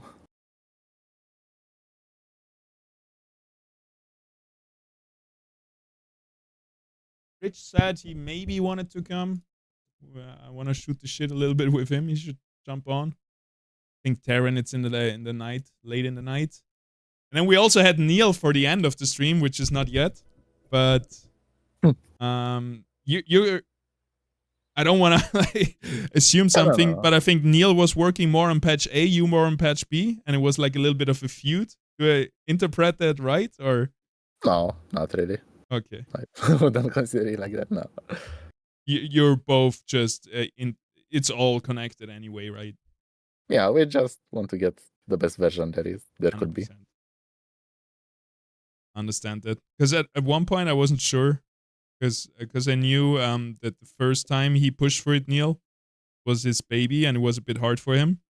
But yeah, I think it has been well received, and yeah, he is really passionate. That's for sure. Yeah, it's cool to see. He's really pushing for it, trying his best, and I think that's what, especially in this startup environment. I don't know how hard it has been for you. Like for me personally, I applied a few times. I thought about it, but now in the end, I'm kind of happy I didn't go there, because, I mean, it would be sick to work with the team, in the team, but basically it's all day, every day, and it's the hardest grind I could imagine, I think. Yeah. I mean, after all, like any job. Yeah. Especially in like startup and game development, and you have so many deadlines and launch and everything. But I guess you're used to working as a freelancer, so you're good in like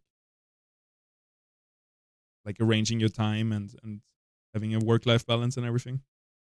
Actually, not really. Before Illuvium, I used to work for Ubisoft for the past 8-9 years. Oh wow! Yeah. And there it was also online, or? No. It was in person. Yeah. All right. Wow, Ubisoft is a big company. You liked working there? It was good environment? No. The environment was really good. I loved the people. I loved what I was doing. I was pretty much working also on design on the balancing side. I was working on pretty much every project. Oh, you were trying, like, it wasn't like stay on one thing? No. Jump around? Yeah. That must be cool too. You see a lot of different things. It's not always the same. Yeah, it helped me see things a lot clearer. It helped me learn more about more genres. Yeah. And then look at you now, Illuvium. It looks like one game maybe, but it's so many genres. Yeah. Do you try to stay on Arena more? Or I mean, I'm not trying, but I love it. Yeah. I definitely like it more. Yeah. It's the competitive, like you're. Yeah, it's competitive, and you're a competitive gamer, right? Games. Yeah. You miss your pro gamer times? Yeah, I definitely do. But I don't have the time for it anymore. Yeah. When I was doing that, I was playing 15 hours per day. It was back in my high school, college days. Yeah. You say you don't have time anymore, but do you think you would have the skill still? Mechanics? I mean, I did still participate in some tournaments. Yeah. I still go from time to time. I am a bit rusty, that's for sure. But I think with a bit of grinding, I could get back there. Muscle memory, especially if you start. Yeah. I just feel it like me and my friends from like we went to school since we're 6 years old, and we kept in touch through gaming, and we have been playing League of Legends since like 10, 15 years. I remember season 2 was the first time I went gold. And it feels like as I get older, I don't progress in rating. I just try to keep my same rating and defend my rating against all the young kids that are coming up and are naturally so much better than me. Yeah, the new generation is really good. Yeah. I've noticed it. All right, we are in a game. Okay, let's see. We have full nature with nature fighter links. Yep. That's really good to get.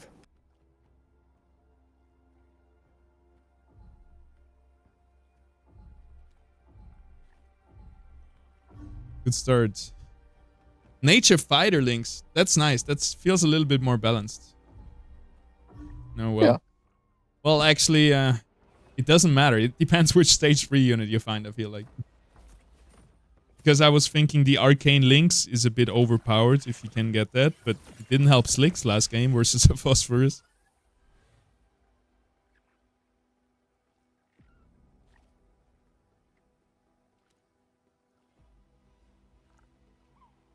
Maybe I'm gonna play some.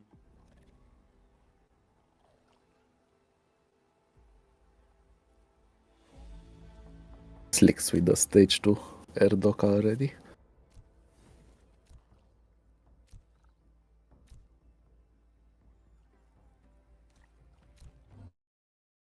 Right.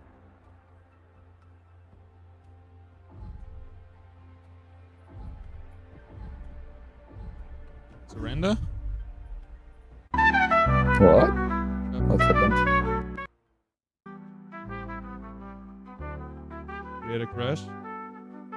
Oh no. Well, to be honest, it's nice it didn't happen yet. So this is normal, guys. We're still in open beta. And it's good that it happens so early. Yeah, someone had a bug, and according to the rules, if it happens in the first 3 rounds, they remake. Yeah. I mean, in the rules it says you have to bring video evidence, but also it says we're gonna be more lenient in the I finals. was watching his stream. Perfect. Then we're all good. Thank you. It's just I want to be very careful of leaving any doors open to exploits where people are, I have a bad start, restart. We do this 8 times in a row, so yeah. That's why the video evidence, or if somebody of us watching, so that's perfect. Yeah, and in first 3 rounds it makes total sense. Yeah. I mean, sure. Oh, I didn't get a stage 2 tier 0. I'm gonna exploit the remake, but yeah, it's not really that impactful the first few rounds. Well, I guess it is. I feel like once you get to a very high skill level, every tiny bit of advantage matters so much.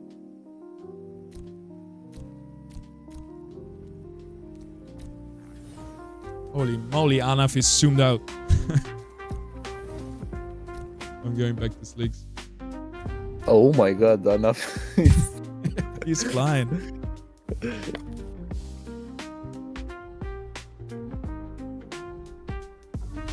Alright, I've prepared a bunch of trailers and stuff for breaks, key breaks. I completely forgot about that. And I was just questioning you about your work life. But yeah. Next game, definitely going for a break.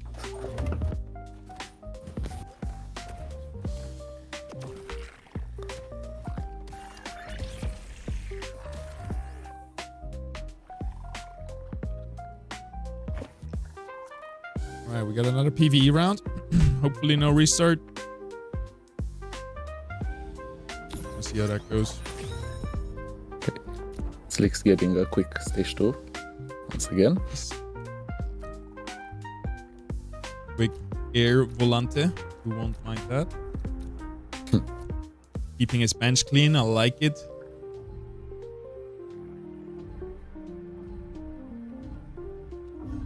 How's it called when people do this excessively, like OCD? You sort everything by color. Hey, we all got a bit of OCD in us, I feel like. mean, it does help to organize a bit. Yeah. Most important thing for me is to have like on one side the things I want to bring onto the battle board, and the other side what I have for stage 3s, which is just like rolling material. Yeah, basically what you want to keep and Yeah. what is just filler.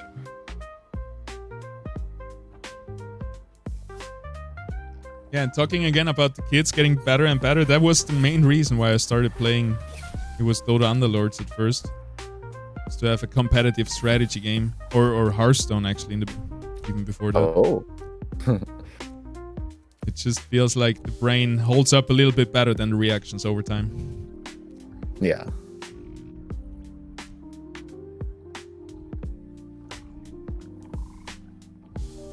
Right, BMTG also leveling up to level 4. Both are going for a little bit of tempo. Slicks here with 10 mastery points left. He's definitely looking out for his economy, but still trying to bring a good, strong board. And it looks like he's winning round number 1 versus BMTG.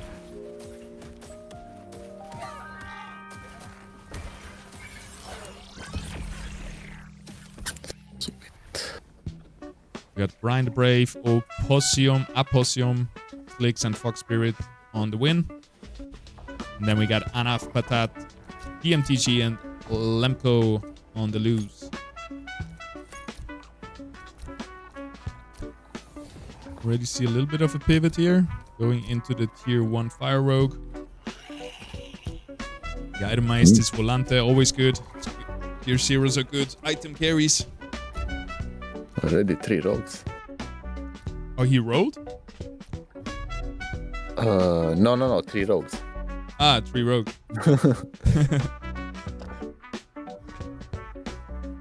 So either he's pissed that everybody went rogue last time and it beat him, so he wants to deny it before he pivots, or he actually adapts and plays what won last game. Well, to be fair, they are pretty strong in early game. Yeah. They are worth going for. That is true. But return of the Lynx. yeah. Yeah, Lynx, if it doesn't get touched for a bit, if it gets some uptime, devastating.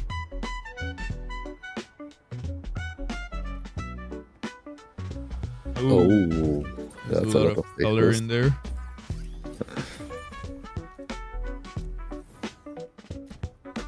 One fighter.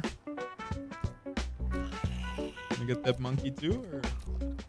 Well, he lost the game now. He can relax and build up economy, right? Yeah. Probably shouldn't spend. Level up.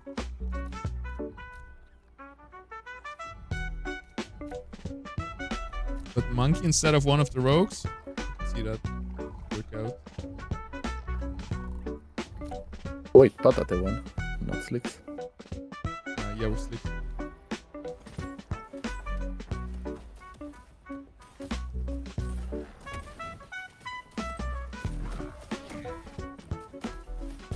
Why would they ban the Empath Lynx? Empath Lynx is super strong, and it feels just a little bit overtuned, where if you give it defensive augments, it tanks better than any tank in the game, really.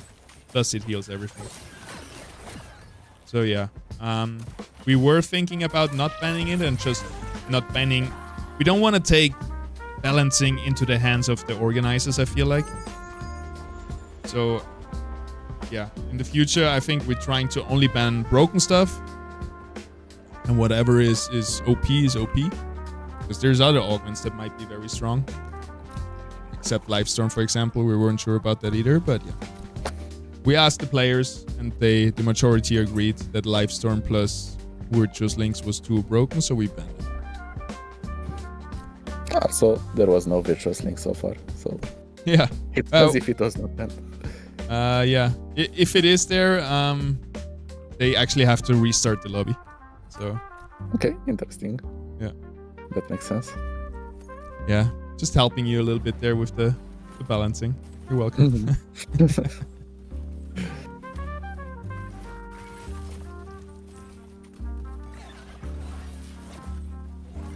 Yeah, again, I just have a lot of trust in Illuvium, and oftentimes I'm like, well, this is not perfect, but I'm sure it has a reason. Even if I don't know why something is bad, I'm sure there's like a bigger picture behind it. But yeah, sometimes for newcomers, it's hard for them to explain, like, well, you're not getting a hot fix right now to nerf Livestorm because you gotta see the bigger picture. There's a lot.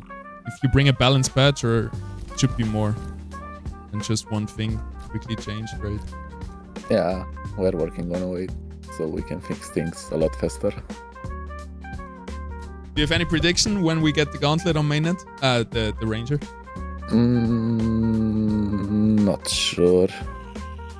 First of all, we want to get the Ranger in a place that we're happy with. Yeah. So it's probably gonna take a longer while still, which makes sense. Yeah, this is still discussed, but we are working hard on it. Yeah. Is it usually better to not work on the mainnet patch right now while you prepare this bigger patch that will come in the later future? Like, for example, that's why photonic unity is not getting fixed, the double photonic, right, where it gets too much attack speed. Because that might get in earlier. Like, there is still gonna be hot fixes. Yeah. Stuff. Yeah. I don't want to put you too much on the hot seat here. It's just. Oh no. It's a good opportunity. Yeah, shoot out everything. Cool. All right, should we swap to Fox Spirit again, leading with the win streak? Yeah, he's really good. Yeah. Early game player, that's for sure. Seems like one of the most consistent we have. Or fighters. And that's what helps you also with why he was able to climb so much in the leaderboard, I guess. If you have figured out the early game, everything is going to fall in place later on. Yeah. Because if you can secure the early game, that means you can secure top 4. Yeah, exactly. You are winning.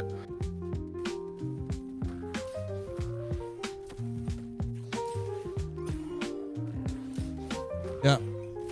I do like after more consideration, I do like our tournament format today. Because it feels like we're imitating pretty much the leaderboard, or how ranking works. Like, it's all about top 4. And then in some situations, it's all about winning. It's the two things. And right now, it's also all about maybe playing for 5th place or 6th place, just to squeeze out some more points.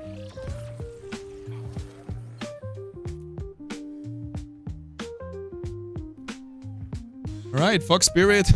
We cursed him. He's out. 5,300 damage on the enemy fire Doka. Oh, Vampiric. Vampiric. Alright, now he has to go for fighters. Well, he's doing that already, but now he's locked in, right? Yeah. Instantly level up. He's gonna put that on the Doka, holding it until the forest comes on, I would assume. Such a good augment on forest. Who else would you put it on, Miko? Oh, Ripelands, do you agree? Riptor? It's pretty... Yeah, no. I'd have put it in on a Doka or something. To be a placeholder until a foe appears. Yeah, because Doka now is definitely stronger than the Riptor. Yeah. Plus you don't know if you ever get the Ripelands. Might put you in an awkward position.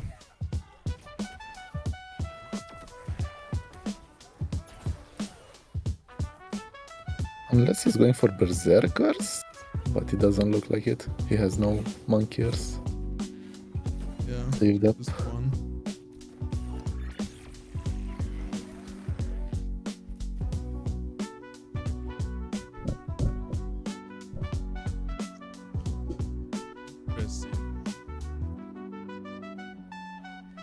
Maybe we check out players, see their legendary augments. I'm gonna swap over real quick to Slicks and then to Patat.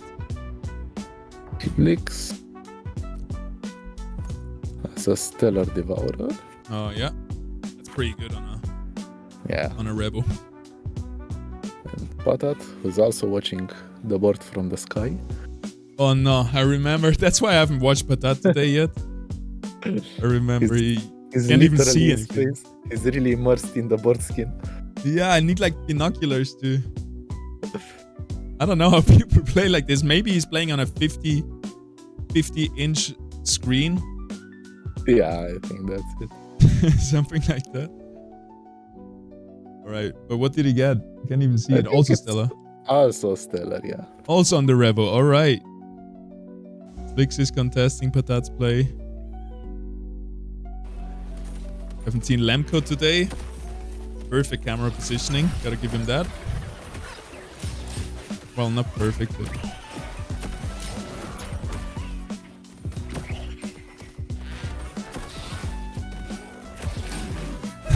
Sometimes I do like coaching for like Phantom members or yeah, if somebody hooks me, and then like the first 10 minutes is just teaching them how to use the camera and how to like position it so I don't get anxiety when yeah, the camera placement is really important for placing the units. Yeah. Whenever I do big swaps, I put the camera straight up above the board in a 90 degrees. Yeah, some people don't realize how much it impacts you.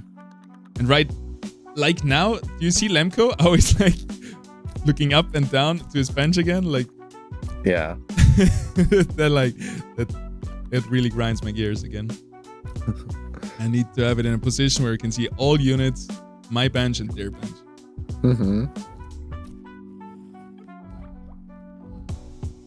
There we go. Perfect now. All right. Oh my god, never mind. This is rough, isn't it? It's like always looking down to check his bench. Yeah, okay. I don't want to hate Lemko. If you rewatch this, hey, you play you. Everybody has a different style, but yeah, it's kind of interesting. It's very immersive what's happening here. All right, I gotta move on. Let's look. Back to 4K Full HD Slicks. Slicks? What? How far did he fall down? Oh, 80. Said you said 40. No, 4K Full HD. Oh, okay. Yeah. It's just... Yeah, I think we thought about it, but we should definitely maybe allocate some money of the prize pool to just gift people Discord Nitro. So we have a good quality file. Appreciate Slicks. But for the Photon Ripper, I still get nightmares of that from back in the days in Ascendant. Yeah. Now it's not that strong. Yeah, it's fine. It feels pretty much on pars.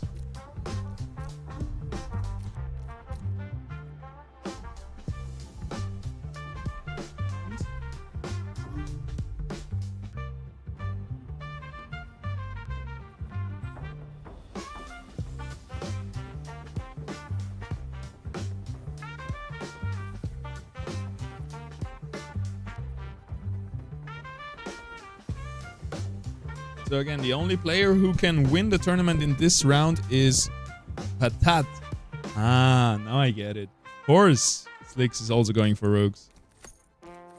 I'm kind of surprised now more people go for rogues to contest Patat more. Yeah, but you're also contesting yourself. Yep. But then again, because of the 8 points, if you had a decent finish earlier, you can probably also get to 8 points next round.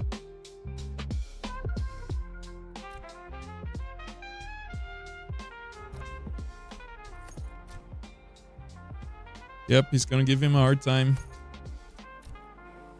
I'm so excited for the third round, though. Oh my god, Slicks has hit a lot of pictures. He hit it all. He didn't take the Lura. He's also he's copying Patat's build from earlier with the Kukurov as well. Yeah, he's going for stage 3s. He's rolling. And he's rolling for it. He's like, I see you. Wow, he got the Gorilla and the Chukor. Yeah, double big predator. Level 5. You think he stopped at a good point with 33 HP? Mastery points? Yeah. I think that's the sweet spot. Yeah, don't want to go lower than that. From 30, you can easily go again. Back to 50, 60. I was What? actually browsing through players. There are only 2 players that have 70. Brian and DMTG. Oh, yeah. It's nice. You have a little bit of an overview. You're flicking through a lot. Like Yeah. that. Can you talk to us how it came to be that it's 70 gold in Illuvium? Instead of 50, like the maximum income? It's the same thing as earlier with the synergies. We need to get units a lot higher than in TFT, so we need more money. And we also were planning for the addition of the Ranger. That means, again, even more money. Yeah. Yeah, I've seen that. I've played testnet and it feels like all my... like I cannot touch weapons and suits early. Otherwise, I'm gonna have never economy. Oh, yeah. And in testnet also, you receive more money from PvE rounds. So there's also that. Oh, yeah? Yeah. And the items are similar to like final items compared to augments you get? A bit less, right? What do you mean? Like compared to how many items you get in Gauntlet compared to TFT? Oh, yeah.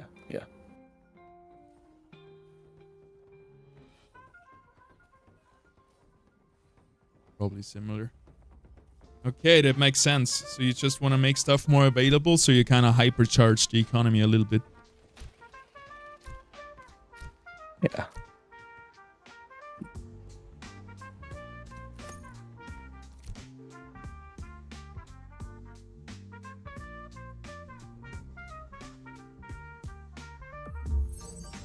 Alright, we got another augment round. Critical Chaos, super strong on rogues.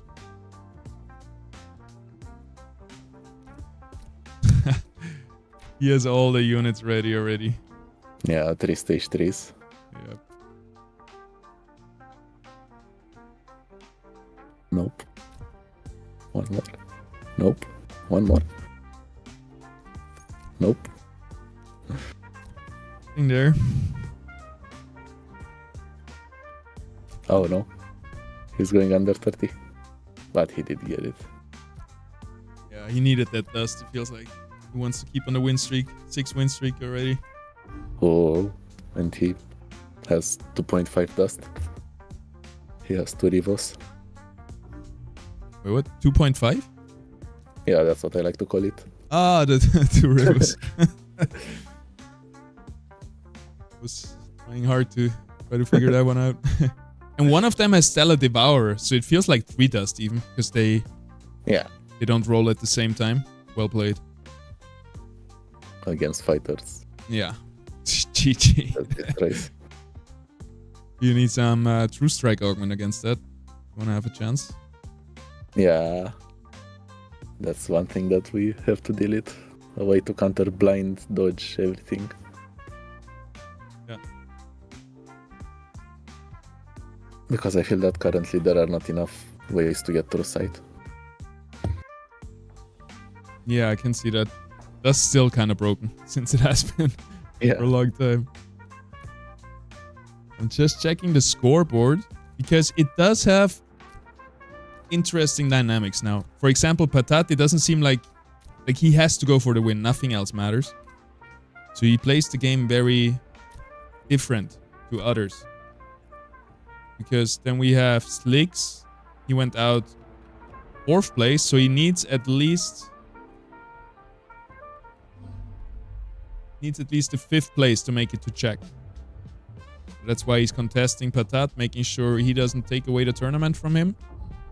Yeah, and he did a really good job. Patat is pretty much screwed by Slicks. Yeah, it's a tough spot, right? Because Slicks knows as soon as he saw Patat, he's gonna go for Rogue, but Patat doesn't really know how much he getting contested when people roll down. Because if he rolls down after him, he's done. Everything is gone already.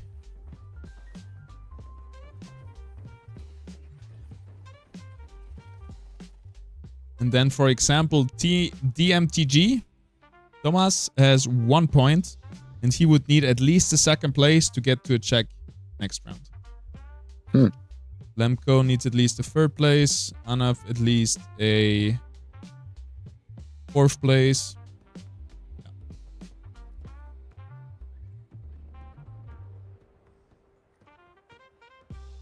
Okay, PV round. Oh, PV round. I should have checked the sheet now.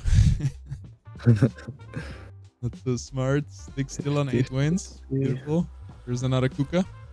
Ooh, Brian is really going hard on economy. He had 80 gold. Who? 17. Brian. Brian. Did Brian win? No, he got knocked out 3rd. Yeah.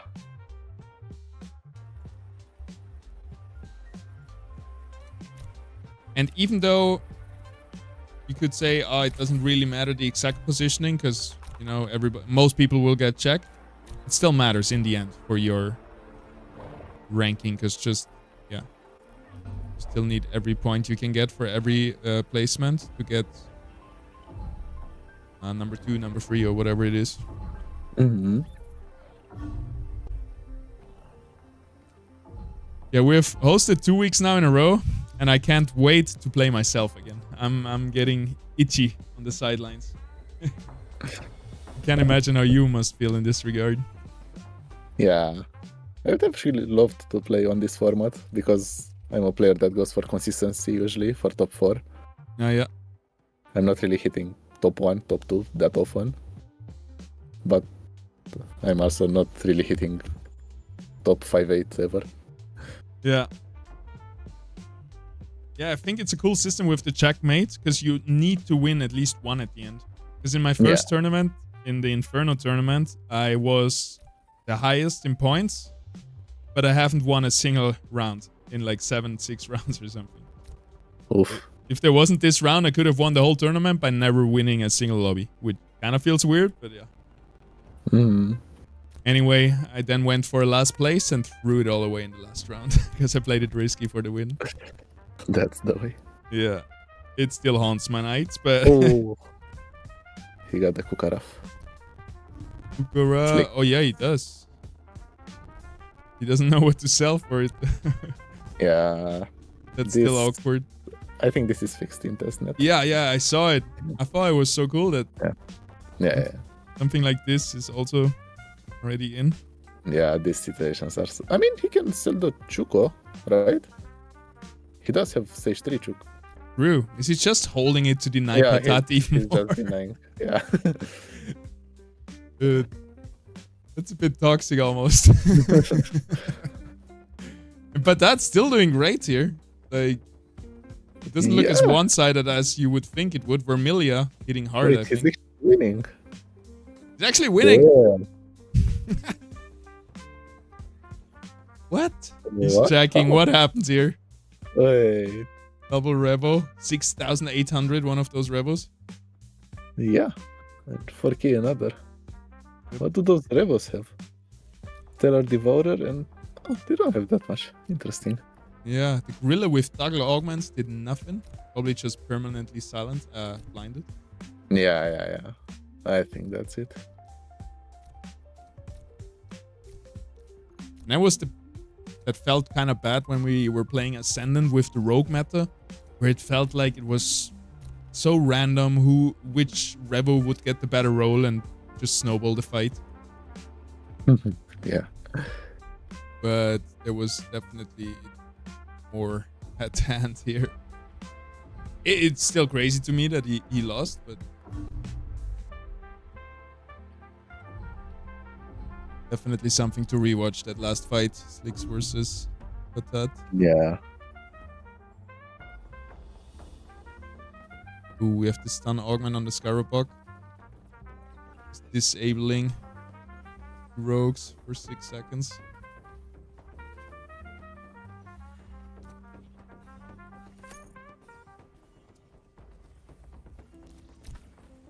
I always find something to complain, but Slicks could move his camera a little bit up. It's hard to see what's going on in the back.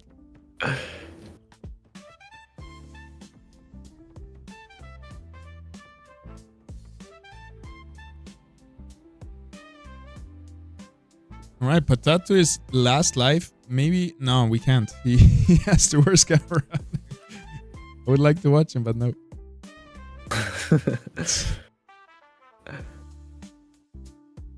I think he can take one more lose Yeah, that's true. if it's not that bad. If he Right doesn't now lose I'm it on to many Fox units. Spirit, going for the classic Berserker, Fighter, Toxic, maybe a Gnarl. Valentin is going again for the Scion Bulwarks.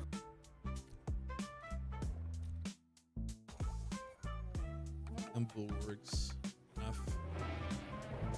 Yep. And he found the stage 3 Scion Links water. Yep. There's decent augments on it as well. A lot of casting. Yeah, but until you get that Octius, and he also didn't find the... Always mistake the names. Stage 2 Tatopi? Yeah, the snail. Yeah. Which is also holding him back a little bit.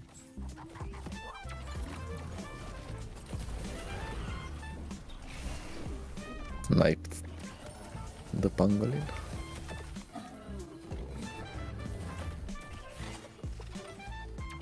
Hyperactive foe. Oh no, it's dead. Oh my god, that links damage. I see it.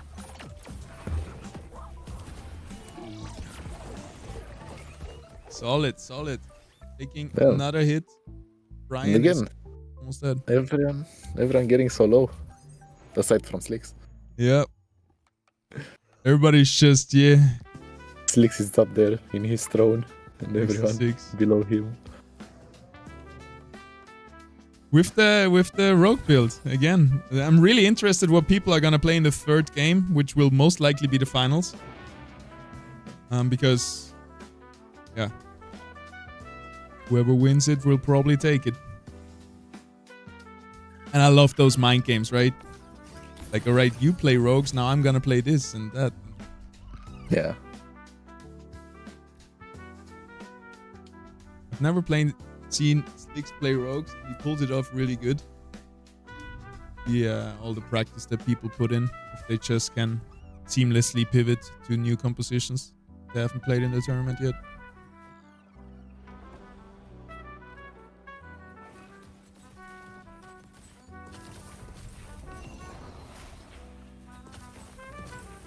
You think Gauntlet is way easier to play than TFT? Or is it more... Because I sometimes feel that way, especially if we come back to TFT, or is it just like the experience I have that I just know every composite, everything in and out? At the moment, it's definitely easier because we still need a lot of features at the in. TFT is a lot harder to grasp at the moment with all their features compared to Gauntlet. Yeah. I don't find TFT that hard to understand. I No. just started playing the PBE with its new mechanics, and they're pretty easy to understand. But compared to Gauntlet, yeah, they have a lot more stuff to manage. Yeah. I don't know if they have like a tutorial, but basically you watch one YouTube video and you kind of understand TFT. Yeah, they have no tutorial. Yeah. It's not... Good thing is it's not like mechanically hard. We recently had a friend, we introduced him to League of Legends, just play Aram, right? And it's so extremely hard for him for like to move his character, know where to position, to not, you know, be in range of anyone. 100 characters to know, like, this is extremely steep learning curve. In TFT, it's really, or auto battlers is like start up and jump in and you'll get it. And there's also the other side, that a big player base of TFT are LoL players, and that makes it really easy for them to understand what each character does. Mm-hmm. That is true. Even though they, which still surprises me that they did that, but they always have different different skins of the characters with different abilities that they actually don't have in the real game, but I guess they stay close to the original. Yeah. Like Caitlyn will always be a ranged attack damage dealer. Yeah, and I guess, what do you say, TFT is harder? We still miss that decision making with item components, right? Yeah. We always get final items. I mean, like when to slam and stuff. There's also different tempo plays you can make with item components, which right now you get an augment, you play it, right? Never like you hold on to it for later. We are also looking into this. Not going to go too much into details, but yeah, that's all. We are looking into this. Augments will be improved a lot. I will get one leak out of you. My only goal. You've been well PR trained. No, we're just chatting. I'm not trying to get you. No worries. Don't worry. And Slicks is facing again Patate. He's again losing. I'm watching as well. Yeah. Even though he found the gyro. Oh no! Now he's turning it around. Well, he's still. No. He's losing. Incredible. Is that Vermilion doing that much of a difference? And that's where you see the experience. Patat has been spamming rogues in the leaderboard. I've met him so many times, and every time his freaking stage 3 rogues kill me. And because nobody else was playing them, so he had always free stage 3 rogues. And even now, when he's contested, he seems to be pulling it off. So yeah, those are matches that could definitely be looked over again and learned from them. Yeah. Because I think positioning is also a decisive factor. Yeah. And it's not as straightforward as it is with like fighters and bulwarks positioning, right? With the rogues. Yeah. It's way more intricate.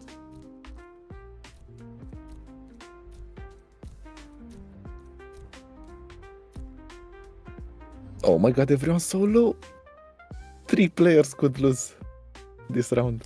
Oh wow. That is true.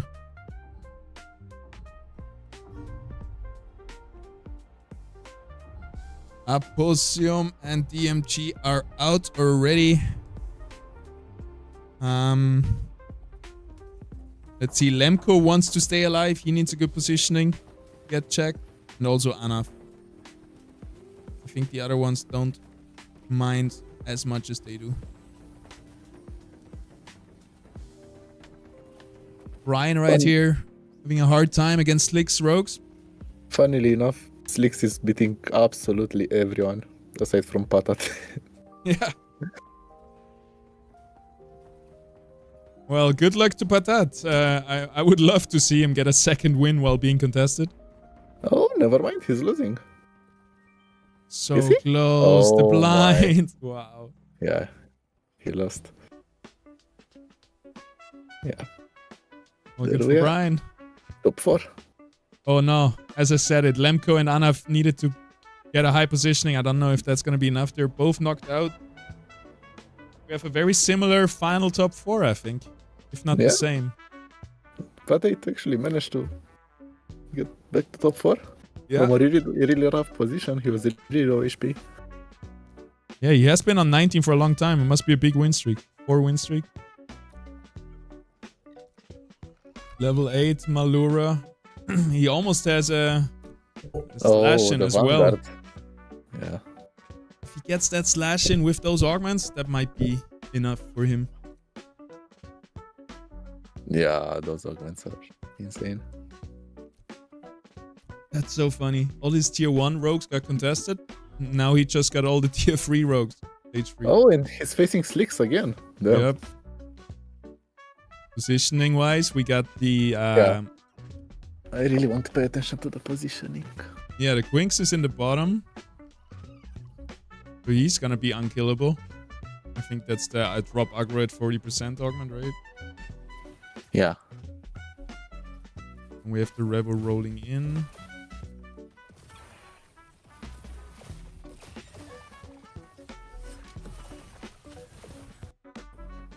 God, why am I watching from Patate stream? Yeah, same. I just swapped.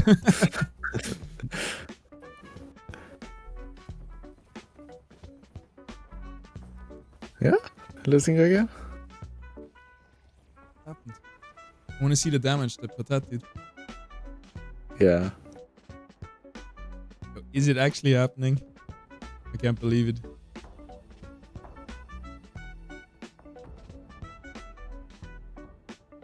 Now Patat is facing Fox Spirit Ghost, and Slicks is facing the real Fox Spirit. Okay. And Fox Spirit does have the Berserkers. Plus the Templars. Yeah. Plus a Yeah. bunch of Bulwarks and Fighters. Yeah, Berserkers and that Wow. Scorpion with Right those Pants Augments. Yeah. Get those augments on Forest. Oh. Might be better. Or you never know. It really all depends if those Berserkers can stay alive. Yeah, Those it carries. has Berserker. Oh. Well, I hope for Fox Spirit he's moving his tanks into the backline. Yeah, he did. Spoiler alert. I'm watching Fox Spirit.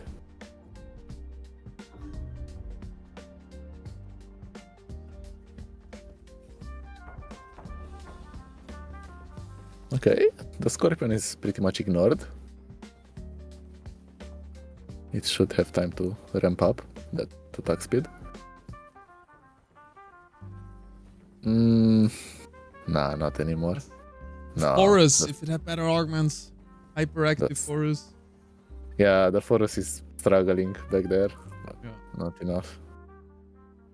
Alright. If Patat wins this, he takes home $300 and wins the tournament. If Slicks wins it, we're in for round number 3. Big So legendary. Patat has beaten Slicks, what, four rounds? Yeah, 4 rounds. Yep. It will come down a lot to Slicks picked in blind and what's it called? 5 seconds, basically disabling all enemies.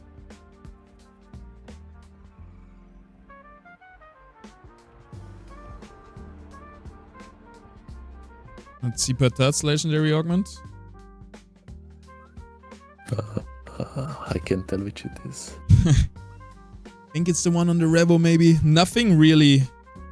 Oh, the Oh, no, Malura, it's the right? impact. It's the impact dampener. Yeah, that's He huge. definitely did not have that, and yeah, it's huge. That is GG, I guess. Oh my god, and he finished the Vanguard, yeah. All right. So now Patat got everything he could have wished for. Let's see if Yeah. Slicks can make it happen. Slicks is now the underdog all of a sudden, or since the last few rounds that he lost. And Slicks is going for squeezes. Going to get the Shock online. I mean, Squeeze is going to be instantly dead. Shock is going to give him a little bit more damage. Yeah. Bringing in another Rogue is not going to help him much. Probably another Empath could be better than the Squeeze. Ah, there's the Octius. You protect him somewhat with the Kukurov. Definitely needs to reposition that guy. Be fair, but it doesn't have Grilla. Alright. Leaks adapted. Went into 2 Scions as well. 4 Rogues, 3 Yeah. Empaths, Revenant, Predator, Scion. Shock, everything is online. I see the thought behind it. Yep. Because without Grilla, there is nothing to really go for it as long as you protect it well. That's true. That is true. Maybe Slicks has found a way out of this misery that he's been facing for the last 4 rounds.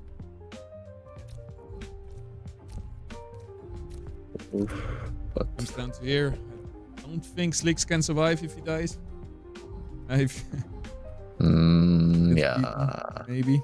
1 HP. depends how close it is. Let's see it. Octius untouched. Yeah, that's what I'm saying. It can. It looks like Slick's taking it. Okay, 1 more cast. And it's also gaining hyper. 1 more cast. Damn. Oh wow, he made it Was happen. that really- Pretty that was- decisive win too in the end. Yeah, He turned it around. that Big was fair. a really smart pivot. Yeah, the Octius was game winning here. And also the augment. The one on Kukurov is the one he got. Yeah. Pretty good. Giving him enough time. Yes. Yeah, that's what I like to see.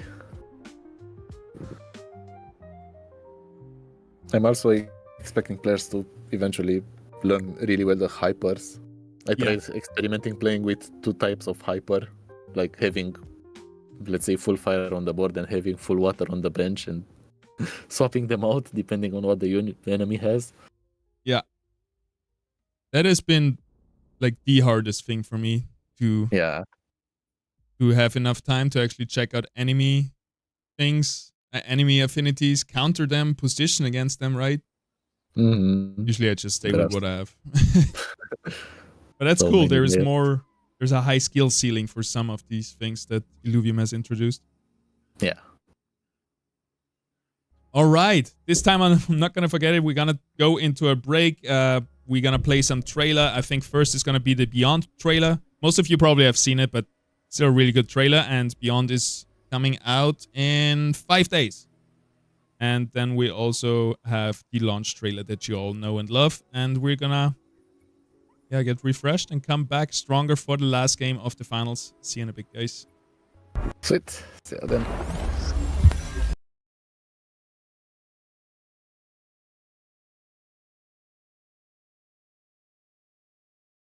Unpacked. Get ready to discover 75 brand new Illuvatars.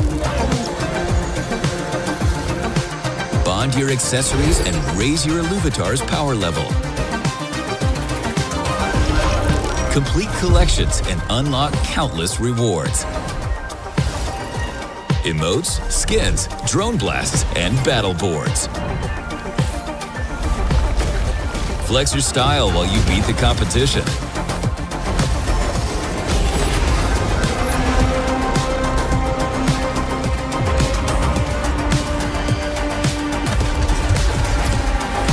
Collect points and climb the leaderboards.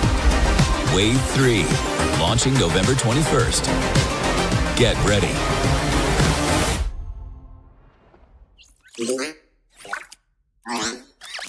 Oh.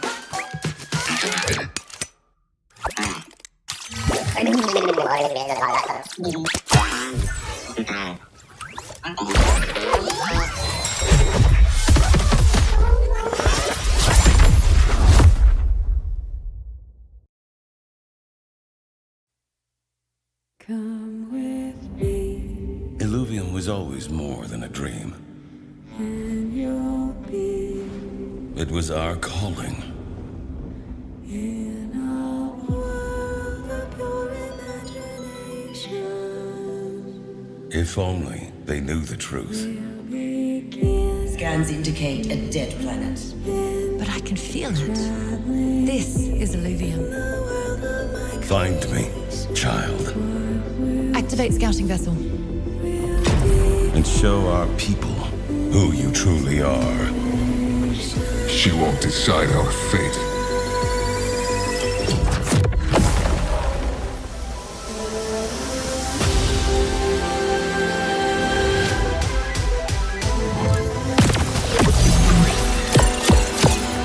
Forgot to charge again, huh? He only just landed. Will you retreat to safety, chasing paradise? Or will you follow me and fulfill your purpose?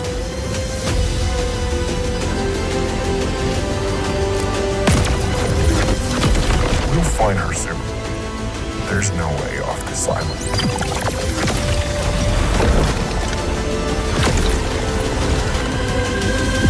All we do is blindly follow orders.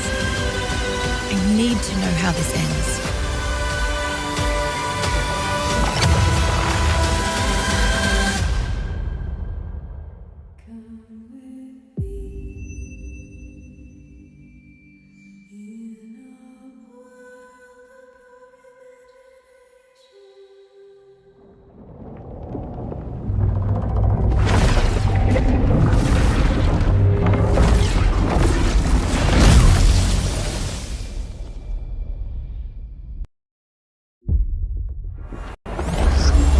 Welcome collectors to the third wave of Illuvium Beyond.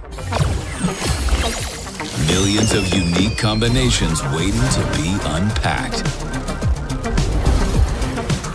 Get ready to discover 75 brand new Illuvatars. your accessories and raise your Illuvitar's power level.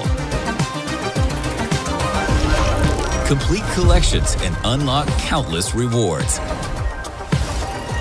Emotes, skins, drone blasts, and battle boards. Flex your style while you beat the competition.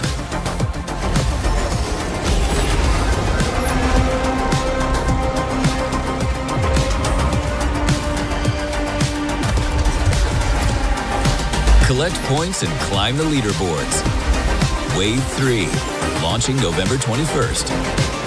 Get ready.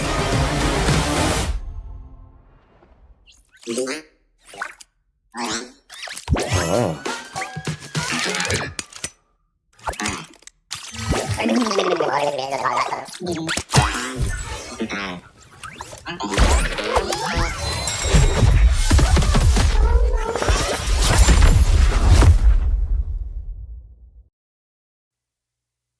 Come with me, Illuvium was always more than a dream. and you'll be It was our calling. in a world of pure imagination. If only they knew the truth. We'll begin Scans indicate a dead planet. But I can feel it. This is Illuvium. Alright, we are back and we are already done with the PvE rounds in most likely the final match of the finals right here in the Phantom Gauntlet Clash Tournament number 2.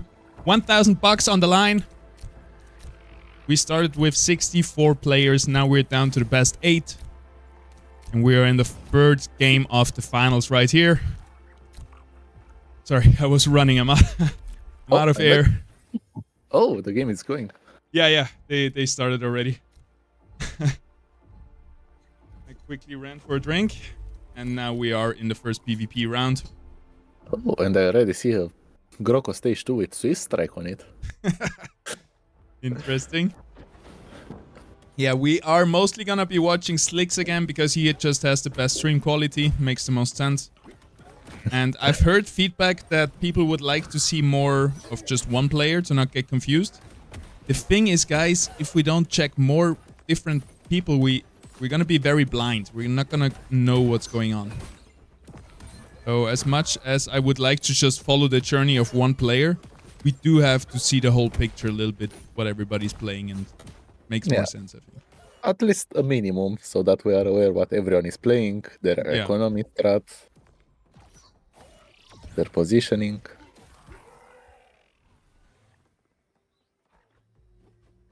Yes, sir. Alright, starts with a win, so does Fox Spirit.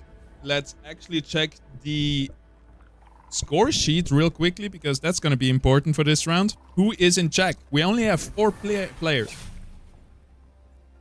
And it is Brian the Brave, Fox Spirit, Slicks, and Patat.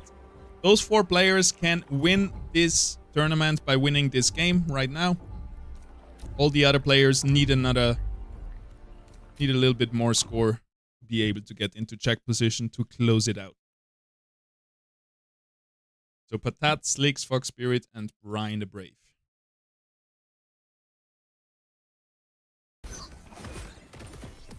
Really interesting.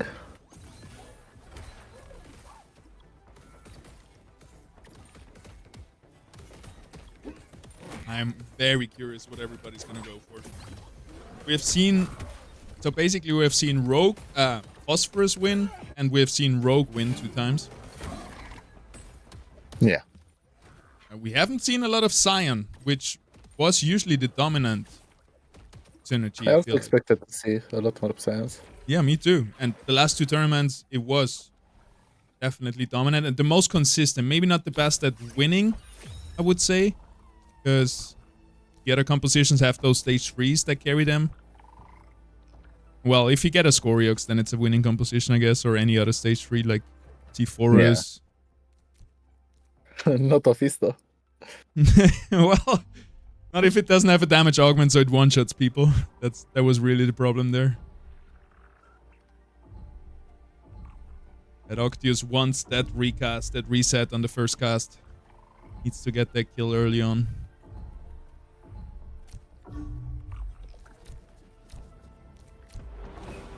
We have seen Blaze Knight, but I don't think it won. Not that No. impactful. It did get third, though. It True. was pretty close. Yeah. Then we have seen Blotto as well, but I can't remember how that ended. I think it was... I also don't remember. Yeah, top 4. Yeah, top 4, definitely. Ah, I do remember. It was where it was with Slicks, or whoever it was, With the bird. with the Phosphorus, no? Yeah. Phosphorus Blotto. Then, yeah, Phosphorus was on the outside of the positioning. Being paused, Slicks has minimized. Oh no. Oh, no. Team has ended. Oh, no. Let's hope it's not. Yeah. I mean, since this is the final match of the finals, we would be more lenient if he cannot reconnect. But we'll see. We'll see what the chat says. Gonna stay on it. Maybe Discord just crashed. Yeah.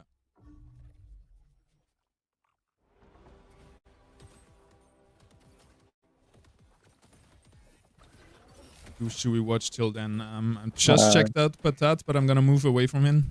I'm on Fox Spirit. Yeah, that makes sense. Definitely one of our top contesters. Rocking a lot of Atipos. And I think we're just gonna swap between Fox Spirit and Slicks mainly. Makes the most sense. Oh, Double Atipo. not enough. Not enough. No damage. But it is a good start and a good angle into the Scion composition. Like you can get a corner positioning going on very fast. You get an Arcos or something and you're done. Good. Ooh, he had the 2 fighters. They just... Yeah. Yeah. But the Earth Doka died really fast, and the Nature Doka couldn't do enough alone. Yep.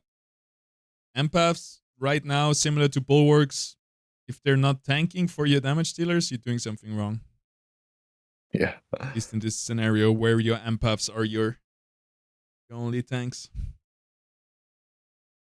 Oh, Slicks is back. He back? He looking good? Yeah, I'd Fresh say as so. ever. Swift Strike already on the Rota. That makes a bit more sense. Yep. That does make more sense than the Grokko. Interesting choice there as an item holder, especially because he was already stage 2. But yeah, Slick's going for the rogues.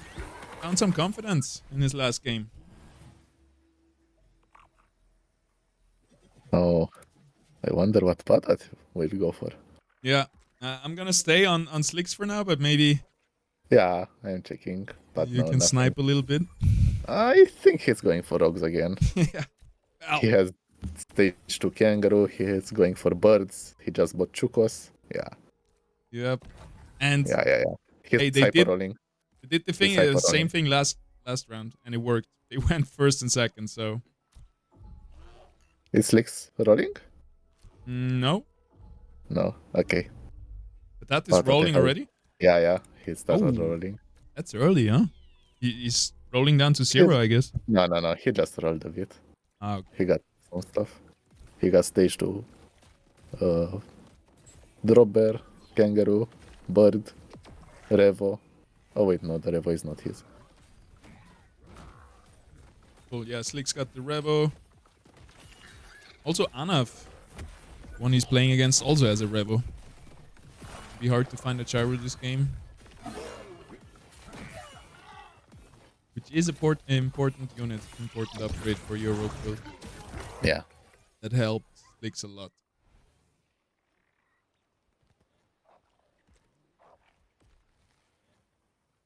So in TFT, they used to have rogues like we do, but over the years, they disabled them. Like right now, rogues are not rogues anymore, where they jump into the backline since a few sets.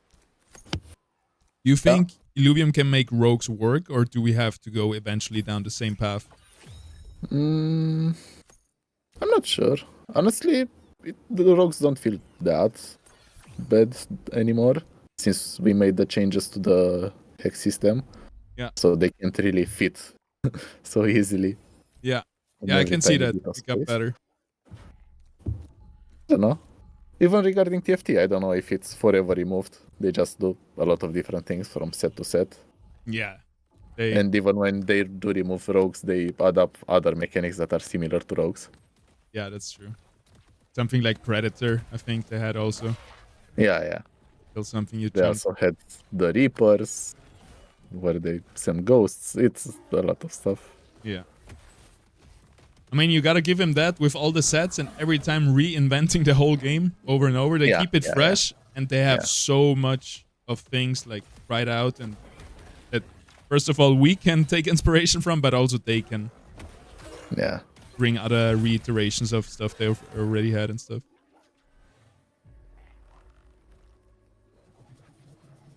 They seem See, to have a good We'll team do behind. our own part of experimenting as well. Yeah, This there is were a only lot of the first set. a lot of dog shit sets. Yeah. And people don't remember, but a lot of bugs, a lot of exploits, like there was a lot of shit in TFT Day. It wasn't always as clean. Yeah. When TFT was as old as Gauntlet, I don't think it was that polished. What I'm trying Oh, to say. no. Definitely not. I played it since release and Yeah. nah. I mean, the stuff with disconnects, I guess, that was already like figured out from League of Legends since they use the same client. So that helped definitely. But like from in-game polish, we're still very far behind. And stuff like this really helps put it in perspective, I guess. Yeah. Because for the players who are here every day and are so close with development, it, like one day waiting feels like a week. But it's where Illuvium is so young. And so good already for how young it is. Oh my god, Slicks lost. You watch Slicks? Yeah, I was on Slicks. That was a I really robbery. thought he will win. I was looking at him, 4 rogues, 2 predators. He's Garis. Nope. Yep, and also, yeah. Oh, he's playing Patat now. Yeah. Visionary Vanguard.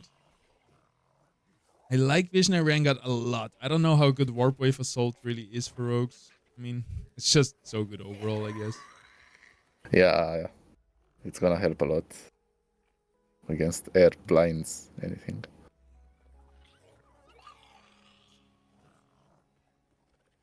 The red augment that we see on Doka is really good against rogues, or with rogues too. Does the bulwark boost, right? I think... Oh, I thought it was the other one where it reduces resistances the first 10 seconds. No, Oh, that no, one no, no. increases it, No. yeah. This is the one that increases by 80 for 10 seconds. This one is also really good. Yeah, they're both really solid Yeah. for explosive compositions like this. It's all down to the focus. If you kill that augment, you're good. Yeah, Slicks is just a step ahead, like it looked last game. I don't know if that again find his way out of being contested so hard. I think the key is who starts rolling first. Yeah. Because that's what happened last game. Slicks rolled first and took away all the units, and Patet was left with credits, but Yeah. he couldn't buy the units anymore. Would you sell the Wink right here to get to 40? No, because it's a key unit. Yeah, and he's high up enough. Yeah. He's not at like 18 or lower. Not the best augments. I think he has to roll now, no? I would be so scared that Patat starts rolling that I would... Yeah, no, I definitely not resist rolling. Like, I'm especially surprised now. Neither Slicks nor Patet are rolling. PvE They're round. hodling. You have all the time. Hodling hard. He started? No. Patience. They're hodling. Huddling. I'm untending. Yeah, that brings me to to a question I wanted to ask. How did you find out about Illuvium, or did they reach out to you, or? No, I also knew about them. I played some crypto games before, mainly Axie Infinity. Oh yeah. So I applied. Yeah. I also had someone here inside that told me about them. And that's about it. That's about it. Well, Yeah, you have I accepted. you do have a good resume, so Yeah. with the big AAA gaming studio. Yeah, that definitely helped develop me. But I feel like with Illuvium, there gotta be the skills. You gotta bring the work ethic and the skills after you get hired, otherwise you don't stay long. Yeah. It's just the resume won't get you far after being hired. Yep.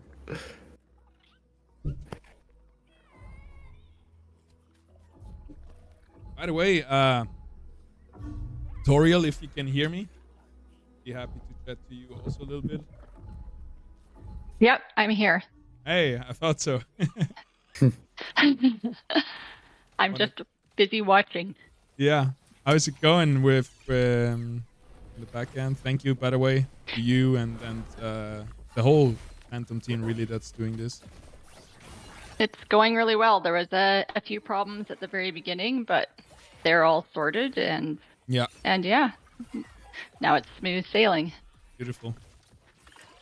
Yeah, big shout out. I have completely forgotten about this because we're chatting so much. Big shout out to Phobos, to Starboy, or now Monster, and to Erika Gloom, who are really doing an incredible job in the back end. Oh yeah, they're the ones who are really holding us up here. Yeah, because I don't know, there is so much things at the same time happening with organization, with like spreadsheets and check-ins and everything. So yeah, impossible to do it without them. Something like this to 64 players is impressive. Yeah. I know it's not an easy task. I took part in organizing tournaments before for League of Legends, and yeah, really good job. And hey, I know it's not easy. And it would have been perfect if, like, we could have handled everything perfectly if the tournament side. I'm gonna put the blame on them because yeah, we like there's nothing we can do after some like no replace whatever. I really hope Illuvidata's tournament site is gonna bring us what we need. Yeah. No, there was a few issues with community gaming at the beginning, and that kind of slowed us back a bit. But the players are so patient, and I think everybody understands, and we appreciate that too. Yeah, thank you everybody for playing and for being lenient with delays and stuff. Yeah, I think the best example is we cannot replace or we cannot bring in somebody from the waiting list if we don't bring in all of them. This is so unintuitive, like not being able to replace single persons. You have to just... Yeah, it's a bit confusing, for sure. But we'll get there, and all things considered, amazing job and really smooth tournament, as last week. Yeah, we're learning. We're getting it. Oh my god, Fox Spirit actually has full tier 0. He's just going now for tier 4 and 5. No way. No. And he's still second place. Hey, Fox Spirit, maybe we watch him a bit more. It seems like we can learn a lot from him, especially from his early game. Look at the damage dealt from last round. It's all tier 0 except for his. Oh wow. And Squiz didn't even do anything. Yeah. Well, he did lose. Okay. But he's still high on HP, right? So Yeah. Well done. Nice corner positioning now.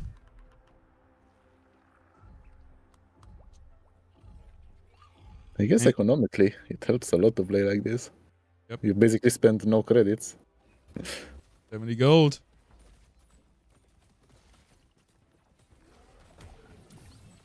You also said, Toriel, that you can participate? No, I'm not. I'm learning a lot by watching people. I'm not ready for this. That's fair. These guys are pretty amazing. I love watching them play. Yeah, me too. And it's also interesting to just watch the different styles and you can see that, you know, some of them are out rolling at the beginning and they're putting lots on the board, and other ones like Fox Spirit here, who played with his tier zeros, and yet they're all doing well. And that's what I really like about the game, is that you can kind of, you know, play your own way and still get ahead in it. It's not just play one thing, and if you don't have that, you're toast. Yeah. Yep. So no, it's good to watch. I enjoy being on the back end. That's cool. I'm happy. But if we don't host and you get the chance to play, even if you think, okay, I can never win, it's still, I think, a cool experience and learning experience. Oh, for sure. A bit stressful. Like the first tournament in Illuvium, I remember I was sweating, super nervous. Like, but then it gets better. But you're good at the game. Well, now I'm decent. You play a lot. I'm still the reason why I don't mind commentating so much is that I know that once we get mainstream adoption and we get real pro players in, well, I've tried for 20 years, like all my life, to get pro, so I'm not gonna be able to compete in the long run, and I'm happy to be also in the back end or on stream or whatever. This is cool. Right. Yeah, well, some of these guys, I mean, they're putting in a lot of time. You know, it takes a lot of time to learn the game and to be able to get to the point that you're winning. Yeah, 100%. A lot of them just went full-time Illuvium. They maybe have some savings and stuff. And yeah. No, they're putting it. They're dedicated. They're putting in the time to get to here. It's not something you're gonna do by just playing for half an hour a day. All right, Miku, who are we seeing? Who are we watching? I'm still on Fox Spirit. I'm really impressed by his strategy. I might steal it, not gonna lie.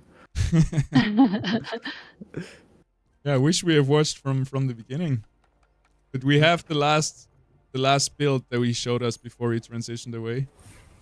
With the Dokas and the Atipos. We saw it in the beginning, right? The two Atipos. Like, hey, that's gonna be a good corner positioning. And now suddenly he's almost full of tier 4 and 5. Yep. 3 rounds ago he was full tier 0.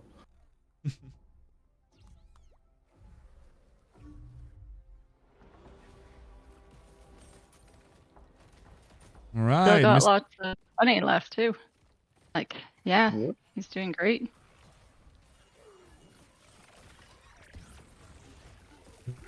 Legendary augments coming.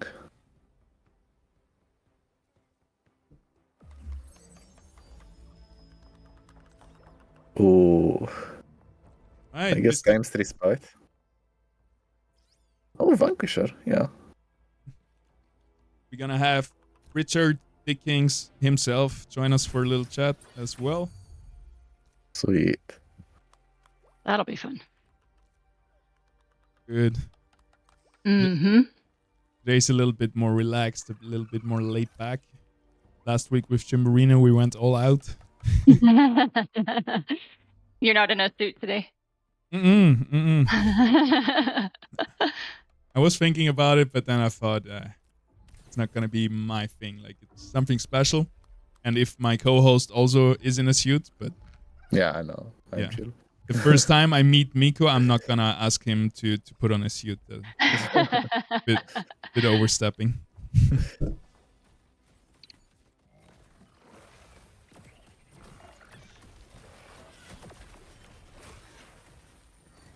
Who are you watching now, Paz? Now, also on Fox Spirit, but I would like to go back to Slicks, see how he's doing. Fox Spirit beats Brian the Brave. Like 4 rogue players. He just won. Flicks just won his yeah. against LM. Aposium is 6 rogues. 4 rogues on Slicks with a 6 win streak. Playing now versus Patat. So we have the rematch from the finals from last game. Patat versus Slicks. And it looks a little bit different because this time Patat has the tier 1 stage 3s. At least more of them. Yeah. And Slicks doesn't seem to be drawing this good. He's getting Finally finds a Quinks though. Oh, that's his second. He's going for a Gazotep. Yep. He needs one more Rota. There it is. He found the gyro. Huge find. Oh, with Swift Strike. Huge. Finding even more and still 40 gold after all that rolling. Gyro doesn't have the best augments, but it should be enough to really, yeah, go for the top spots. Has a lot of health. Honestly, at this point, I search for Umbre. Yeah, we haven't It's seen Umbre at achievable. all, right? He was picked No. once, but he didn't do too well. Yeah. We've barely seen Rakes. Yeah. Fully itemized slapping right here. Attack speed plus Visionary Vanguard. Wow. Oh. This could have gone like one more roll and they're all dead. Yeah.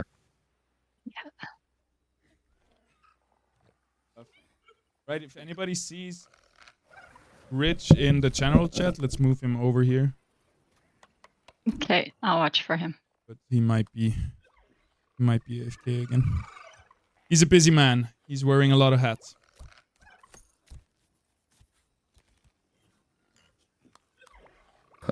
He wants to go for Enchanter.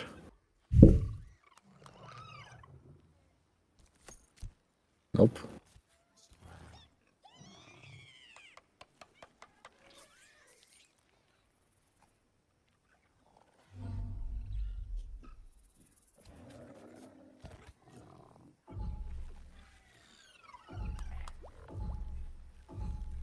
Let's see. Possum? How is he doing? Also 6 rogues.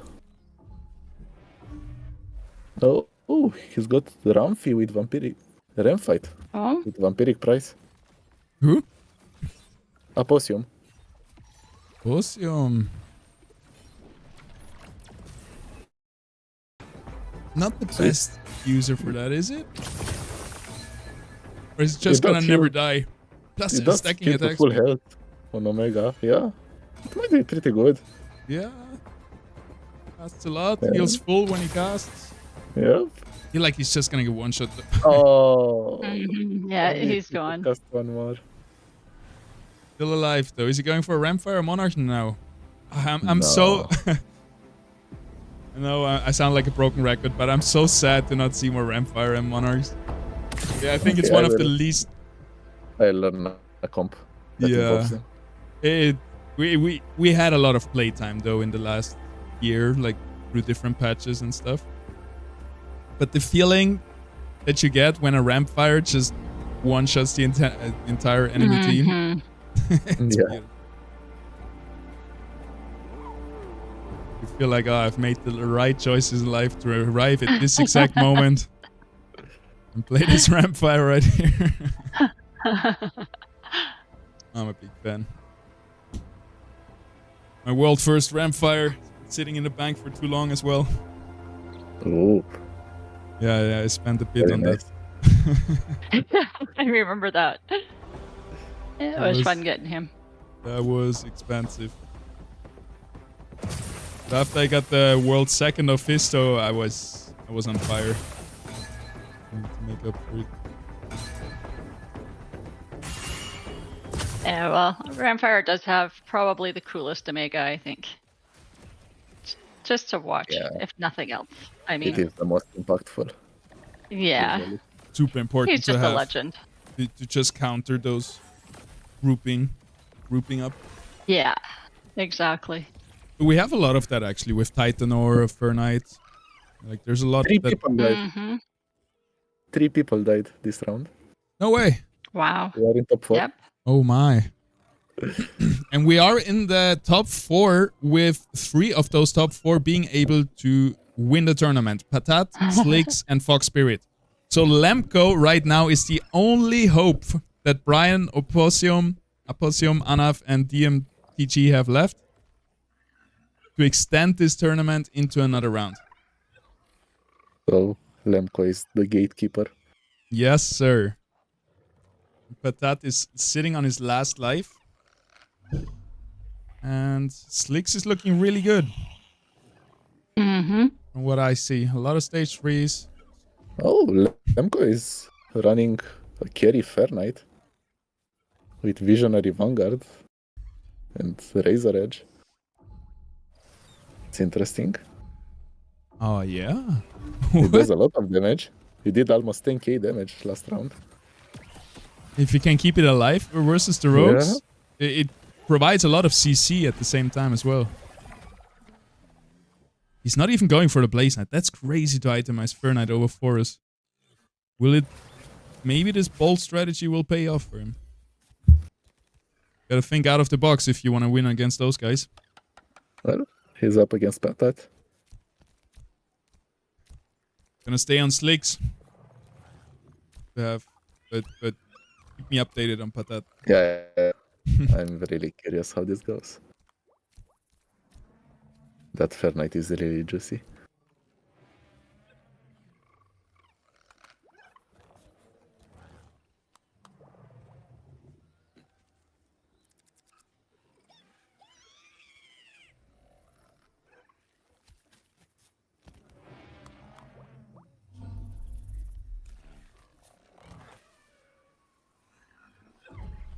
Okay, very good positioning. Right, looking at Slicks here.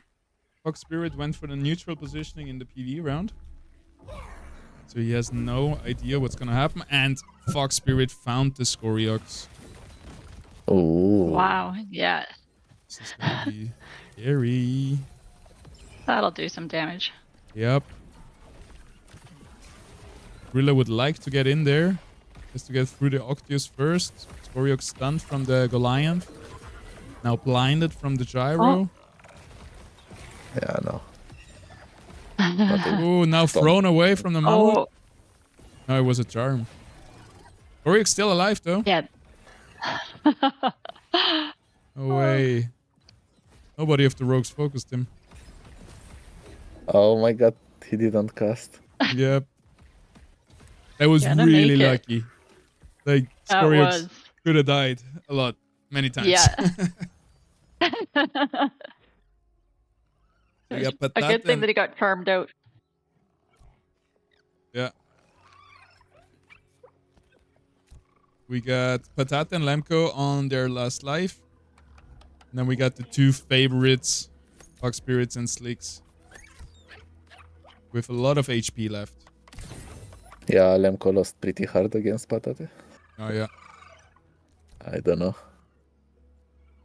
Yeah, I don't know. On a Blaze Knight, I could see the itemization on Fur Knight, on it. But on a Fur Knight, feels like... Oh my god. Ooh, there's Big the penguin. selection. Yeah. That is it. No, it's not it, but that is really strong. He's not even bringing him in, it looks like. What? He's chilling. No, that's a flex. He's Just waiting hanging for out. level 8, but... Level 8 might never come. He's on 7 gold. I guess he's got a lot of HP. Yeah. He can afford. Afford to wait it out. I Yeah. think he's gonna keep rolling for those. For the Gasotep and the TV Ruko. Needs one more copy for each of them. Yeah, like you said, you can wait. PvE rounds also give a lot of money in the late game, so he might be able to survive till then, and PvE round giving him enough gold to level up. Well, Very Patate is true. out. Leaks Oh, actually yeah, getting he beat is. by Lemko. Yeah, if you don't kill that Fur Knight, he's gonna take you down. Yeah. Wow. Yep. No chance He, there. he is getting to 100% crit chance. Lemko has a really good anti-rogue build if he can pull it off. And funnily enough, Patate was the one that destroyed him, and now he lost. True. That is out in 4th place. So Lemko again, the gatekeeper. The only one who can take us to a game 4 in this finals. If Slicks or Fox Spirit win it, they win the tournament. I love it. Every time it's a nail biter. That kind of proves or shows how good a game it is. No, if like watching it is exciting and like those, that means a lot, I think. And we have Rich in here. Richard, Nicholas, welcome. Wait. Whoa. Where am I, though? You're live on stream in the Phantom Tournament Gauntlet Clash last game, finals, and you can watch the players yourself. Right now we're watching Slicks. Probably the last 2 rounds. Yep. You come in the right moment. Is Slicks kicking butt? Is that, oh, Fox Spirit Atlas is in first. I'm not surprised. Yep. But Lemko is the only one who cannot win the tournament. So if Lemko wins here, it takes us to another game. So I'm rooting for Lemko. Otherwise, if Fox Spirit wins, that's it? Yeah, or if Slicks wins, it's also it. Nah, Lemko is losing. He's out? Oh, he's out. Oh, yeah, he is. Miko here? What's up, Miko? How you doing? I'm good, I'm good. Miko wanted to jump in for commentating one game. He decided to stay longer. Paz was kind enough to invite me, so... You were kind enough to come. Kind of safe there. Have any issues or everything's been good today? How did the tournament go? Really good. We had a little bit of a delay in the beginning, mostly because of community gaming problems. Also, also some stuff I screwed up. I'm not gonna lie there, but yeah. Once we got rolling, once everything was settled with the 64 players, we started, and yeah. Hey, that's a big tournament to handle. So thanks for doing it. It's not easy. I'm sure there'd be problems no matter what, you know, with 30 people. So.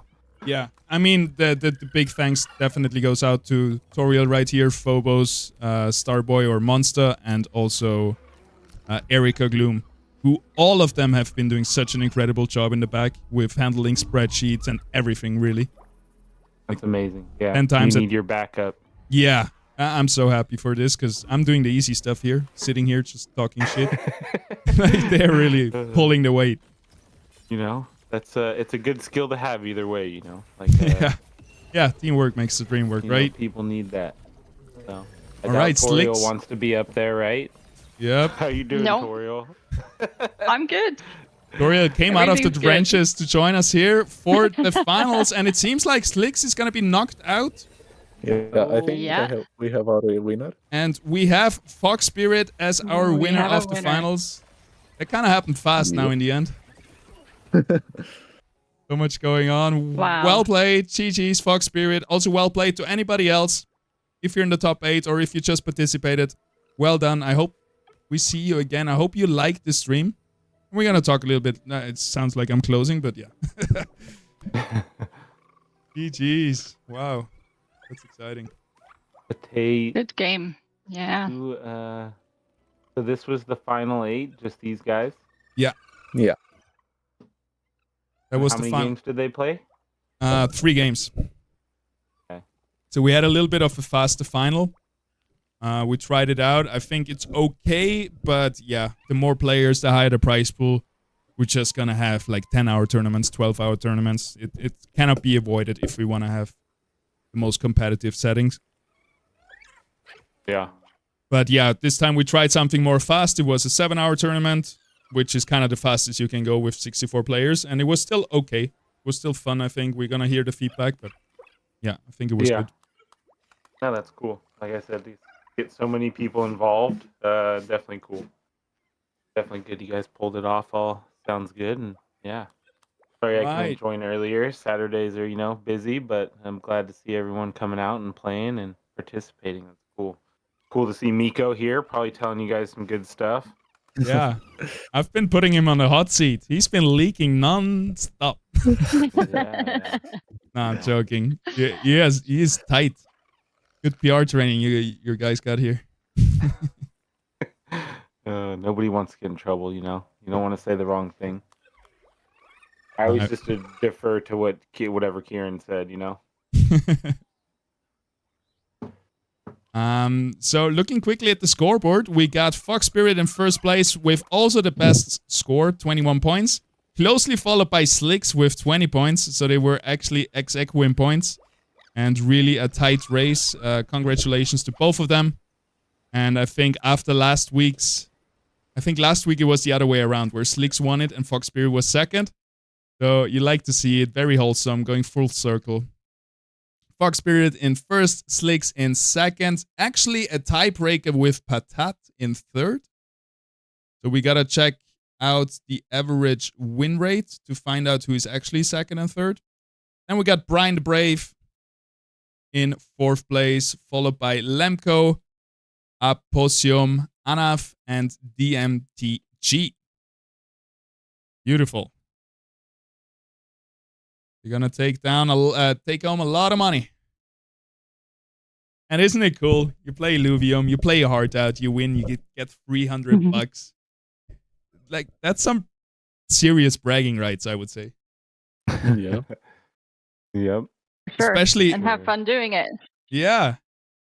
Especially in real life. If I go to my homies and I say I just won 300 bucks because I won this tournament, they're gonna be like, what? You're gonna be stoked. And then I have to buy them drinks, obviously.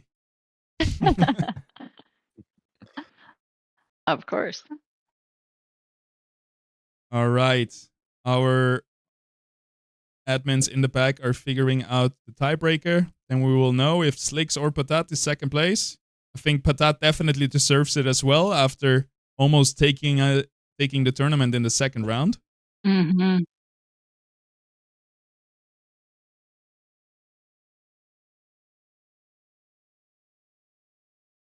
The problem we have here, though, but we can figure it out after as well, that I said the first tiebreak is going to be average placement, but we always stopped after the top 4 were chosen. So I guess the qualifiers don't have average placement. Oh, no. It's just average placement of the finals will be the tiebreaker. Okay, so Slicks and Patata have the same positions in the finals. So we go with the placement in the last match, which Slicks was second. Yeah, that's the second tiebreaker rule. The first average placement, they're same. Yeah, they have the same 875, 875, true. All right, yeah. Then Slicks is second place because he scored higher in the second round, in the last round. Congrats. GG. GG's. Sweet. Good game for everybody. Yes, 100%. Is there something left to say? I mean, thank you very much, Miko, for coming out and talking about everything. Thank you for having me. Anytime. I hope we can do it again in the future. We're going to take a little bit of a break because we have been hosting 2 weeks in a row now. So I think next week it's going to be Scoriox hosting a tournament. Also 64 players, if I remember correctly. And then probably some other guild. And maybe, in 3-4 weeks, Phantom is going to be back with another tournament. But yeah, there is tournaments every week going on in Illuvium. So feel free to check them out. Usually Illuvium keeps you up to date in the Discord event section or on Twitter. I'm also always reposting that. So yeah, just follow me on Twitter, YouTube, Twitch, and I will keep you informed. Thank you everybody for coming out. Thank you everybody for playing. And thank you again to the staff, to the team in the background. And with that, and thank you Illuvium for sponsoring it. It's really cool to see that Illuvium is actually enabling the community to do all these great tournaments. Without this, nobody would be here. So yeah, that is huge. Yeah, thank you guys for hosting that. Very cool. Very cool. Like I said, nice to see everyone out playing. So good time. Thanks for having me on. Sorry I couldn't be here earlier, but yeah. That's cool. You better late than never. Thank you very much for jumping on. Always cool to see you. Talk to you. Thank you, Toriel, also for stepping up. Always nice to talk to you too. Thank you. Thanks for letting me be a part of it again. I love being able to do this and just be able to watch everybody play and get together and enjoy the game. It's great. What it's all about. Community and blood. If you aren't killing your friends, what fun are you having? Yeah. Exactly. Cool. All right. With that, we're going to sign off. Thank you, everybody, for tuning in. And we'll see you in the next one.